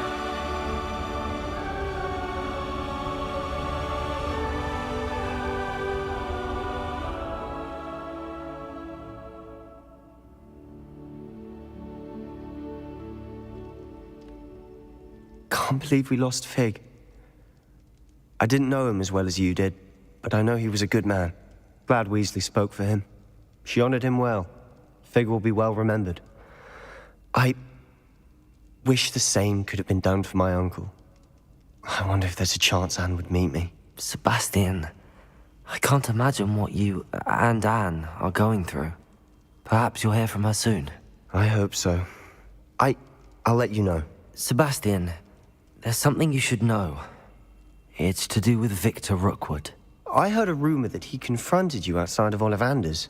Sounds as if you faced quite a fight. The rumors are true, and I did, but it's not that. Just before Rookwood attacked, he uttered something familiar. The same words Anne heard before she was cursed. Children should be seen and not heard. Wait, what are you saying? It wasn't one of Ranrock's loyalists who cursed Anne. It was Rookwood. It was Rookwood all along. This can't be. It was the loyalists. It's always been them. The night Anne was cursed, all she saw were goblins. Once Rookwood allied with Ranrock, Isadora's estate became of interest to them both. That's why Rookwood was there the night Anne was cursed. He was working with Ranrock. When he saw your sister, well, he didn't want anyone to know. So he cursed her. And she's never been the same. So cruel. Rookwood deserved what he got. Thank you for telling me. It wasn't a goblin. I suppose I owe you an apology. All this time I thought goblins were the enemy. But it was never that simple. Ominous said he's spoken with Anne. I wonder if she'll see me. I'll find out and send word when I know more. I mean, you did kill your uncle, so give her time.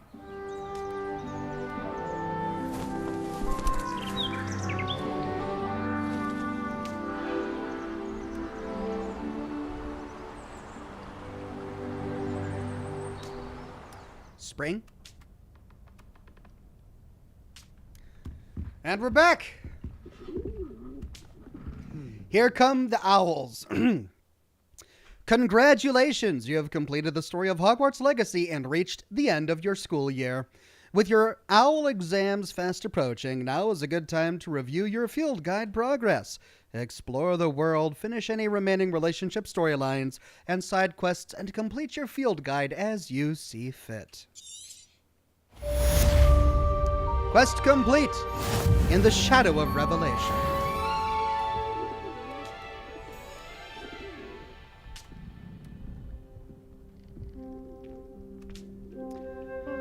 Have we any new mail? Yep. I've thought about what you told me in the Great Hall. I would like to speak with you. Meet me in the Undercroft as soon as you can. Is that it? I think Natty has something too, right?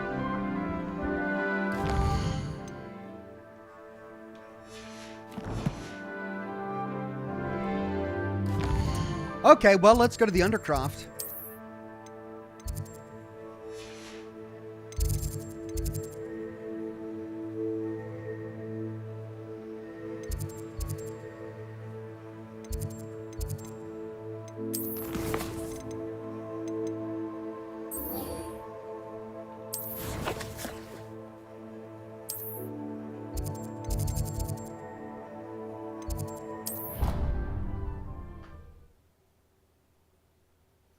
Got about 30 minutes left. Can I wrap everything up in 30 minutes?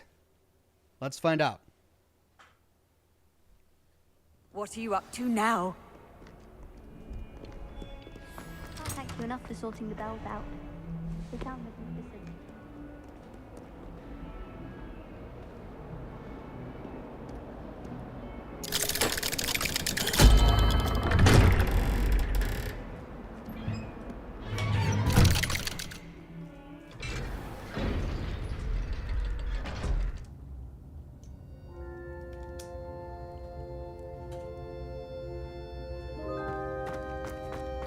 I'm glad you came. Sebastian, I received your owl. What's happened? Ominis spoke with Anne about what happened with my Uncle Solomon. She believes I should pay for what I did, but she won't turn me in. She said the guilt I'll have to live with is punishment enough. I'm so sorry.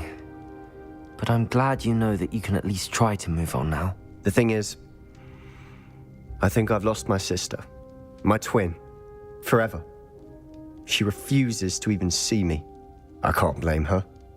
I couldn't really blame any of you if you gave up on me entirely.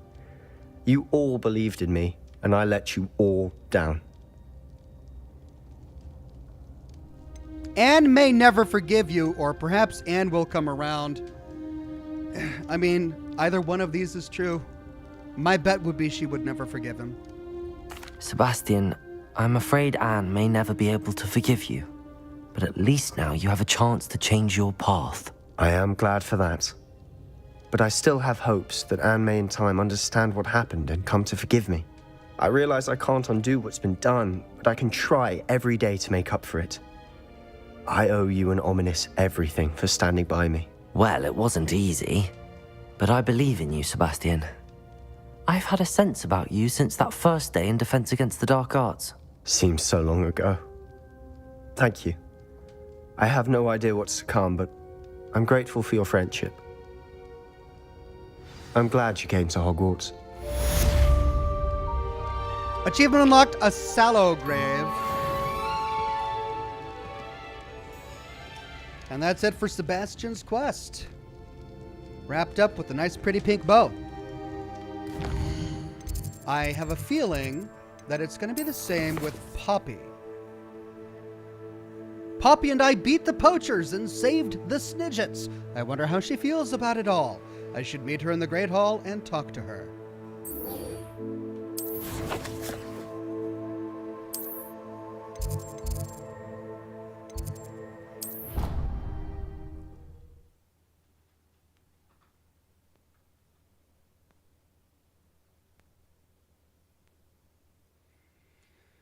Let's see what she's got to say.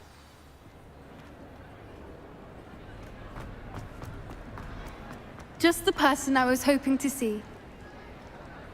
I see Doran finally convinced you to leave the snidgets. If anyone can keep them out of poacher hands, it's the centaurs. And I wanted to thank you.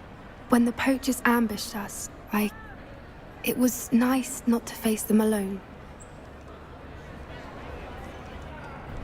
I'm always happy to put poachers in their place, or I was happy to help a friend. We'll go with that one. Of course. It's the sort of thing friends do for each other, isn't it? I suppose so. I am glad you came to Hogwarts. It's already been my best year. I wouldn't want a repeat of Horntail Hall, of course, but I did enjoy the Three Broomsticks.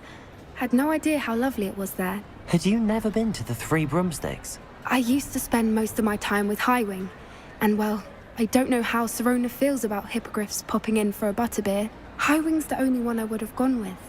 Or Gran, of course. Yeah, about Highwing, I kidnapped him. I'm keeping him in my cellar. He's got grass to eat, but you'll never see him again. Highwing's good company, we can say, now that he's our pet. Or you should widen your circle. Ouch. All right, Highwing's good company. Nothing wrong with that. Highwing's good company. She is. Although I am beginning to see the appeal of human friends. It was nice to talk about my parents and Gran with someone. And share Highwing. I don't suppose you've heard anything from your parents, have you? I haven't, but I'm perfectly fine with that. Does your Gran know that we found the snidgets? I couldn't hold it in any longer. I told her everything. She was livid that I'd been anywhere near the poachers. but she confessed that she was rather envious about the snidgets. It has all been a pleasure, Poppy. Do try and stay out of trouble. Don't know that I can. We've taken on poachers twice now, successfully. I rather think you've helped me develop a taste for it. Oh dear. And with centaurs as allies, I might actually go looking for trouble. You and I should meet for a butterbeer soon. Perhaps Highwind can join us? Sounds delightful. Quest complete, beast friends. Or no, that's achievement unlocked. Beast friends. All right, Poppy's storyline done. Let's see if there's anything left with Natty. Harlow's last stand. Speak with Natty near Manor Cape.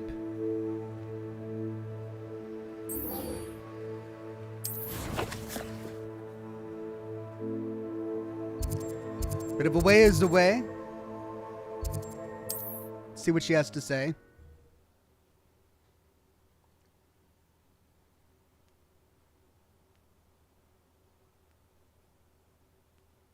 It's like a place right out of a storybook.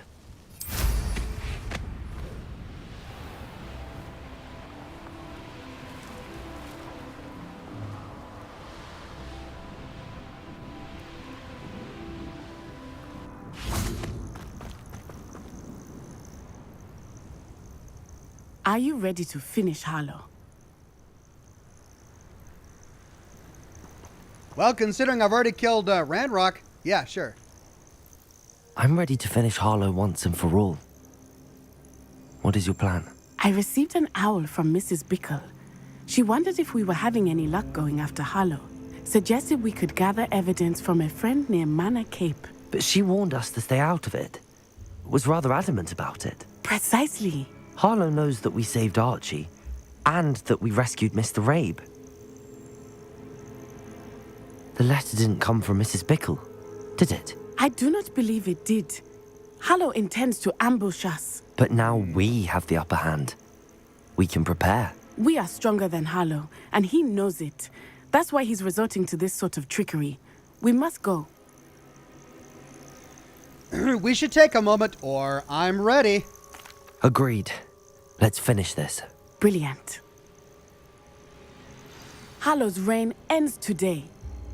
Perhaps we ought to inform Officer Singer of our plans. I already sent to let her know that we were following a lead given to us by Mrs. Bickle. Are you concerned she might tell your mother? Indeed she will, but so be it. I am tired of hiding it from her. My mother needs to understand that I will not be safe from the Ashwinders until everyone is. I shall pursue them until they are finished, and I think she knows that. As do you. That I do. Here we go. I wish I could just run in on my Keep an eye out. grab horn. Around here somewhere. I sense he is close. Where is he? I do not know. We should look around. I think they're there. Caliber walked right into us.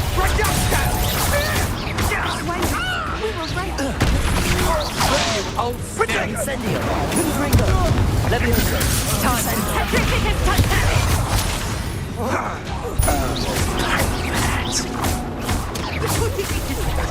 Levioso. Descendo. You'll regret that.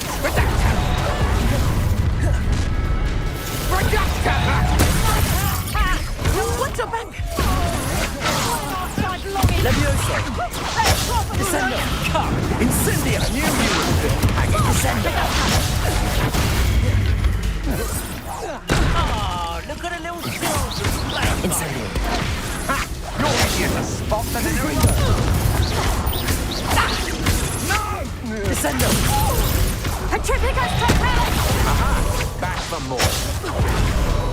Petrificus Totale! You will pay. Levioso. What are you doing? Expelliarmus. You've made a great mistake. Is this Hogwarts? Well done! They got what they deserved. Do you want to concede now? Must we prolong this? Little Nat Sione, innit? And her excruciatingly loyal companion. Who's this guy? Mr. Harlow. You two have done quite a bit of damage to my business interests. But I must grudgingly give you some credit. What was once a mere annoyance has become remarkably problematic. Fortunately, I pride myself on my problem-solving skills. You fight like a muggle. Glacius! Expelliarmus! Flipendo!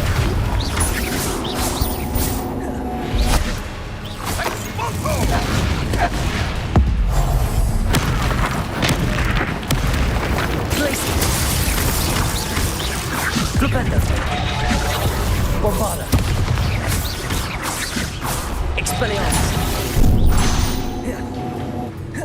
Glacius! Come on! You can do better than that. Expelliarmus! Reducto! Flipendo! I have been living so Glacius! Bombarda! Oh, I'm gonna endure. You fight like a muggle. Incendia! Are you even trying? Glacius! Expulso! Bombarda! Petrificus Totalis! Petrificus Totalis! You're not even trying. Petrificus Totalis! Incendia! Petrificus Totalis! Glacius! Hold still! Incendia! Incendia! Such potential goes to waste. Petrificus Totalis! Flipendo!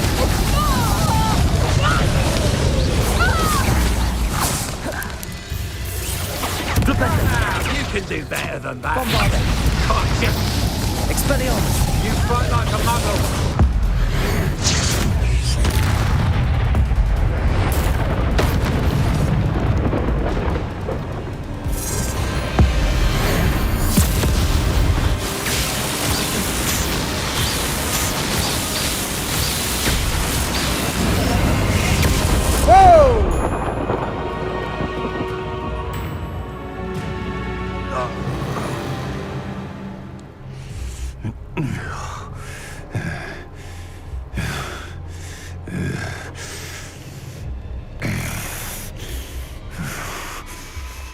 Why turn your back on him?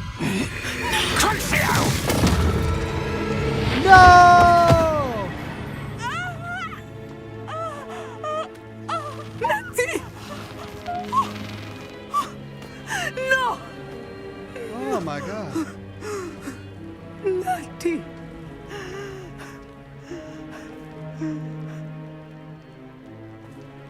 She got crucioed! But she just did what her dad did to her. She saved us from being crucioed. But I mean, we've been crucioed before, so. Quest complete. Harlow's last stand. Quest started. Acting on instinct. Oh, she's in a wheelchair. Oh, no. Are you sure you are up for a visitor? Yes, Mother. I feel fine, and it will do me good to see my friend. Very well. But do not overdo it, Natsai. I know, Mother.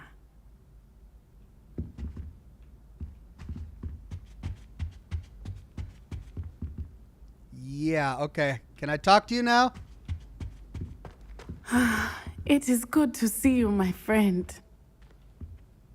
I'm glad to see you're doing so well. I am doing better than it appears. I am only here because my mother insisted, just to be safe. I was relieved when she told me that you were all right. What were you thinking, we could say? Or, thanks to you. Only because of you. How are you feeling? Well, I've had better days, but Nurse Blaney says that I am on the mend. I'm sorry, Natty. It's my fault you got hurt. What? No. Do not blame yourself for this. The moment that I saw Harlow aim his wand at you, well... Instinct. You made a choice to protect me, we could say, or you didn't think about it, you just acted. I get the impression she's a lot like her dad. Her dad saw his daughter in danger. He needed to save her. He just acted. And that's what she did. You did what came naturally. I suppose it was instinct. Yes. I could not simply stand there and let you get hurt. Then I shouldn't feel guilty. Of course not. There was nothing that you... Oh my... I cannot believe that it took me this long to see it. He made a choice. Based on instinct, my father, you, my friend, are no more to blame for my injuries today than I am to blame for my father's sacrifice years ago. From what I know of him, it seems there's a lot of your father in you. That's very kind of you to say. I hope that you are right. This has all been a bit much, hasn't it? A battle here at Hogwarts, everything we have done to take down Harlow and the rest of Rookwood's lot. But we have done it. Rookwood is dead, Harlow is on his way to Azkaban, and the rest of them are on the run. A few of the dregs will still be about, fighting for their lost cause. But Rookwood's enterprise has fallen apart. Everything is safer now because of us. Because of you. Thank you, but we make a formidable team.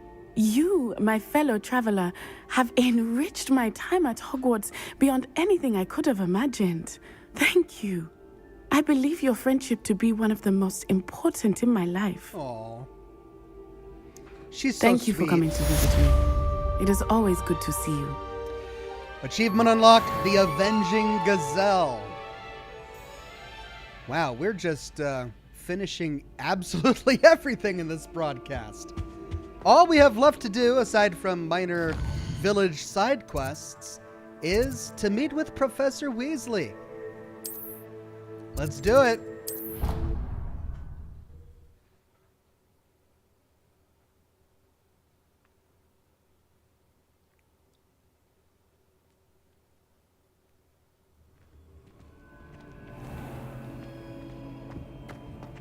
Have you ever flown over the Black Lake and seen the squid?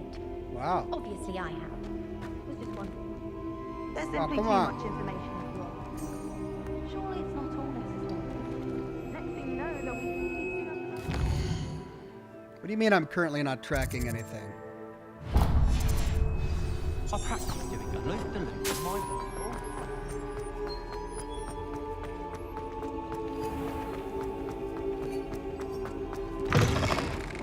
If you crash on these stairs, game, I swear.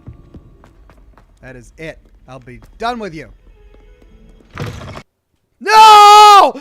No! Come on! I am at the very end. There's 10 minutes left in my broadcast. I've completed everything. I just want to wrap things up with Weasley. And what happens? I open a door to a courtyard and it crashes. Oh! And I predicted it too. Why is it that I'm going to be so glad when I'm done with this game? Not because I've been annoyed by the game. I like the game and I've been enjoying the story. It's the freaking performance issues, man.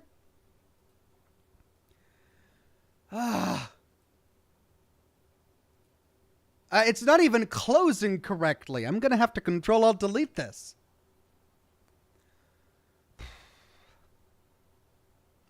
Pyro says, you had to say it, didn't you? I know, I tempted fate is what it was. Yeah. I mean, it wasn't on stairs. It was after the stairs, through the door. So there is that. Going to be so glad to move on to something else. Despite the fact that I've enjoyed the story. Especially Sebastian's story. It was really well done, his story. I think I liked Sebastian's story better than the primary plot.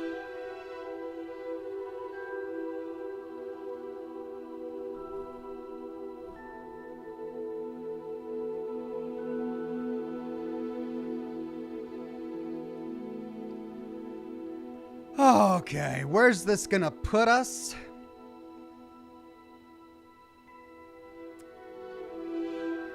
Saul says, it didn't crash on the stairs, lol. It waited. It waited till I was just past the stairs to give me a nice, good crash. But I suppose it's a fitting way to end Hogwarts Legacy. One more crash. Just one more before it's all over. Wouldn't want to feel like we were missing something, would we?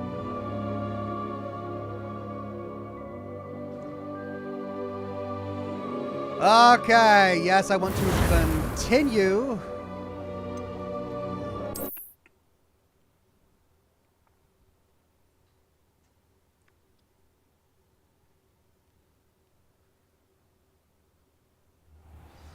Oh, for Pete's sake.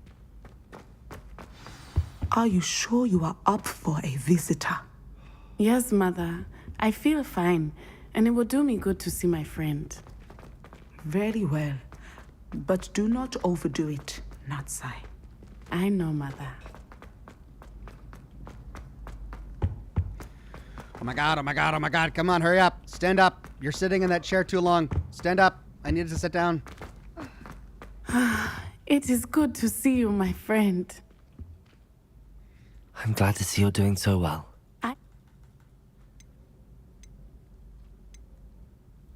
What on earth possessed you to do something like that? I don't know, but what other choice did I have? You were in danger. I'm sorry, Natty. We'll see what the other dialogue options are since we got to go through this again. You quickly made the choice to protect me. I did what I had to, and I would do it again. I could not simply stand there and let you get hurt. Then I shouldn't feel guilty. Of course not. There was and the nothing penny that drops. you... Oh. There we go. And let's get through all that. So the dialogue is essentially the same. No consequences. Thank Hooray. you for coming to visit me. Yay. It is always good to see you. Good to see you too. All right, I want to go now. So much. Okay, let's track Weasley's quest. And my god, hope we don't crash.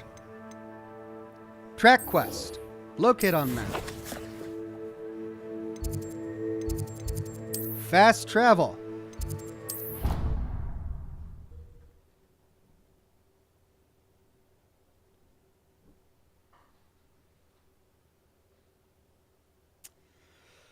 Now, let's do a hard save so we don't have to go through all that again.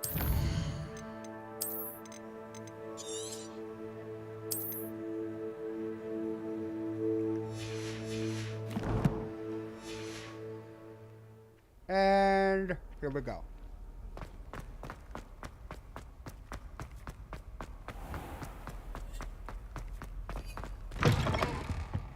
I am going to walk as slowly as I can. Can I, is there a... Hogwarts survives the reign of this headmaster. I think we should have a moon calf in charge. Step by step. Don't want to tempt fate, just letting everything load slowly. There we go. All right, now opening the door slowly. Nice and warm. Okay, and we're through. Right.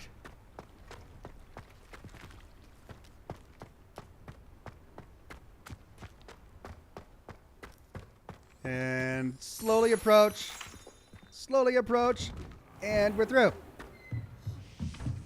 Okay. Doors, the hardest boss in the game. And open. Quest started, Weasley's watchful eye. Professor Weasley, you wanted to see me? I did. We haven't had a chance to speak since I know you were quite close with Professor Fig. Hogwarts won't be the same without him. No, it won't. But I can assure you that he would want us to press on, and that he would rest easy knowing that the future of the wizarding world is in hands like yours. Thank you, Professor. You've had quite a year, both inside and outside of Hogwarts. I've heard all sorts of rumors. You've ridden a graphorn, befriended a goblin, rescued hippogriffs, even helped Mr. Ollivander track down a family wand. How did you... It's harder to keep secrets around here than one might suspect. I'm just glad you found such a good friend in Miss Sweeting. It's nice to see her engaging more with her classmates. There have evidently been snidget sightings in the area lately. If the centaurs are to be believed, 2 Hogwarts students are behind it. I'm certain I don't know what... No need to discuss it further. What I would like to discuss is your wizard's field guide. May I see it? Of course.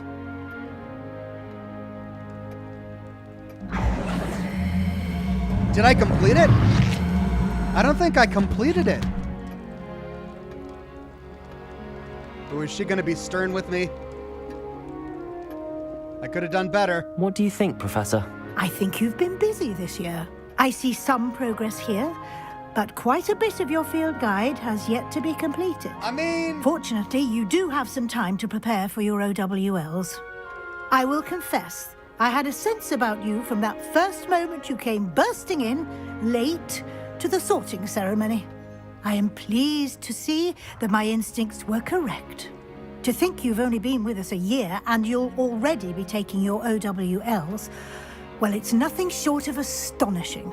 Thank you, Professor, for everything. You are most welcome. I look forward to seeing what you do during the rest of your time with us. I mean, I couldn't do everything. There was a lot of field guide pages. That's just, like, lots of them. New quest available. What's this? More field guide stuff? The House Cup. I should attend the end-of-year feast in the Great Hall. I mean, can I end the game without attending the end-of-year feast? I can't. Just hope I don't crash to desktop. End-of-year feast. I'm almost over time.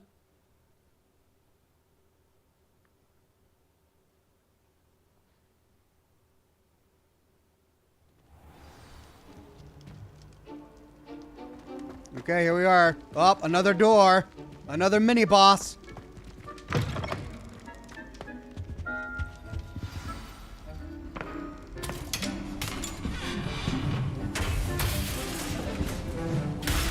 Oh. Hey, don't cheat.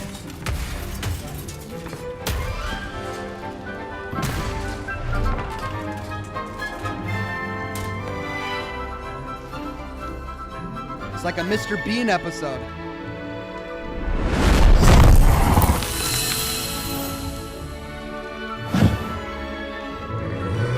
Is that a unicorn ghost?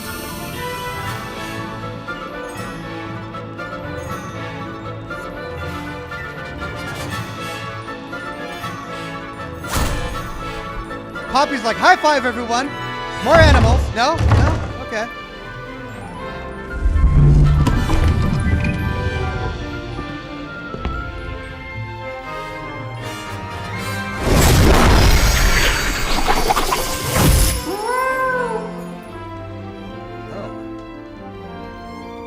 Guy in the closet.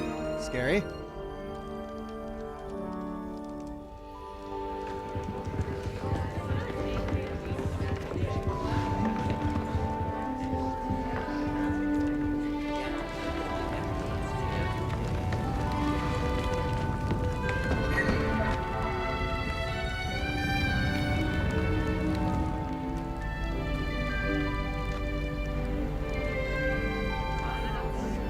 This year, we have seen our students exemplify the bravery of Godric Gryffindor.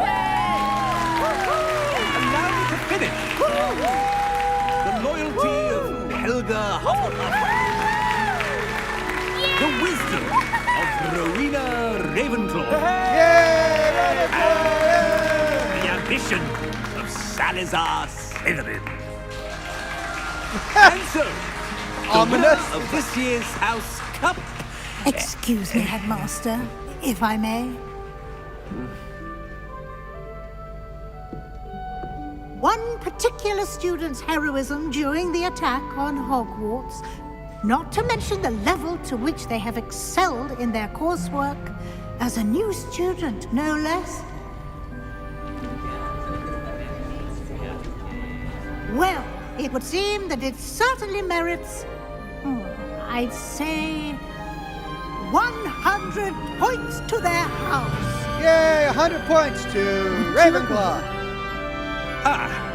Yes. Thank you, Professor Weasley.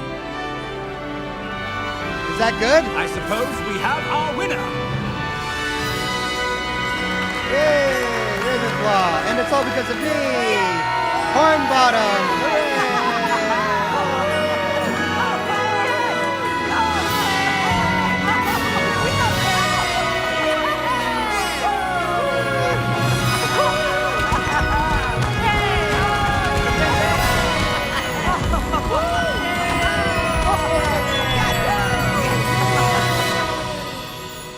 To Ravenclaw. Now that's it.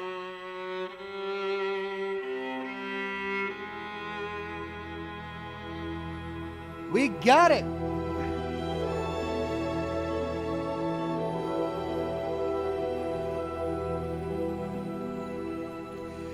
Well, I wonder if we would have gotten fewer points had we done less in the game.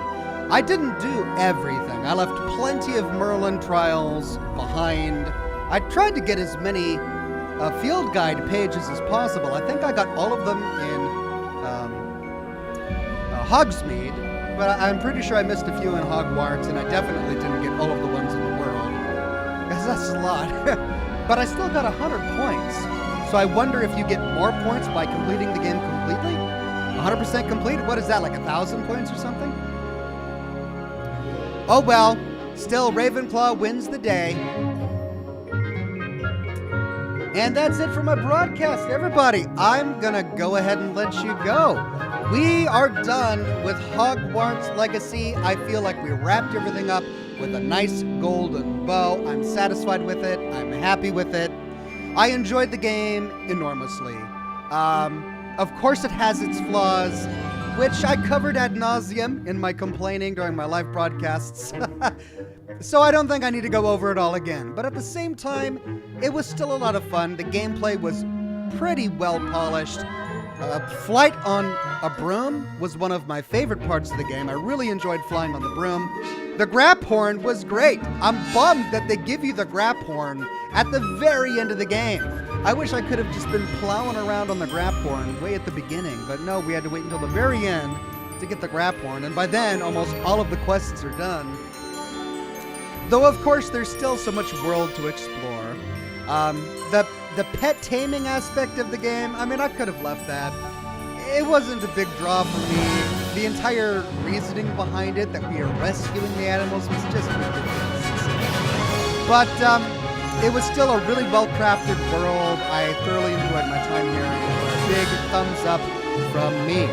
I will be replacing this game for my Monday broadcast, but we'll be continuing with The Last of Us on Wednesday, and for Scotch and Smoke Rings, we will continue with Resident Evil 4 until we complete it, and then we'll move back to Dead Space 2. Kitty Cat says, Ominous was cheering you on too, lol. He's not even in the same house. Yeah, he was. Interesting that we didn't see Sebastian in that last scene there, and I suppose it's because one of the options was to send him to Azkaban and turn him in. We didn't choose that option, but they didn't want to put him in the cutscene if that was the option. Gontro Dim says, any hints on what replaces it?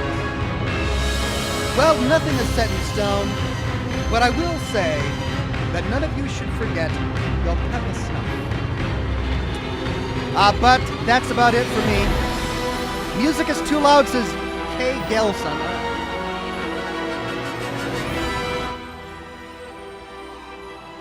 Turn that down a little bit. That's about it for me. Let's see if I can zip through these credits. Is there an ending scene?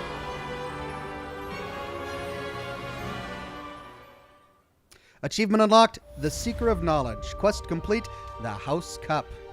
And it just dumps me back in the Ravenclaw room. And now I suppose I can continue to play the game. But I think I'm done.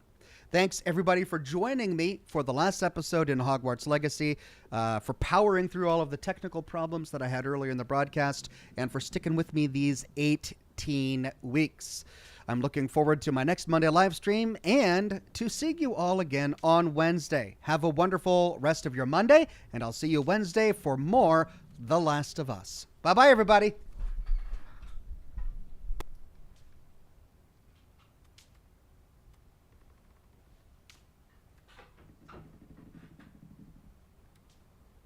Revelio.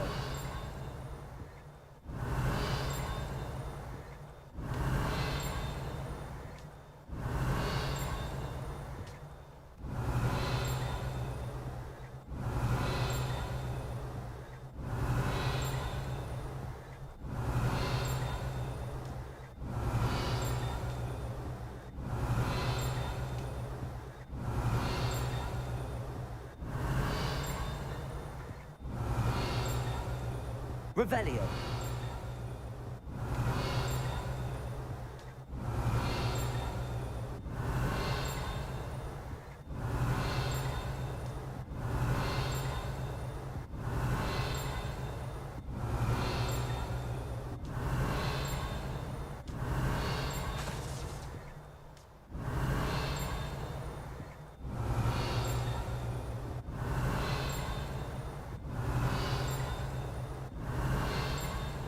Revelio.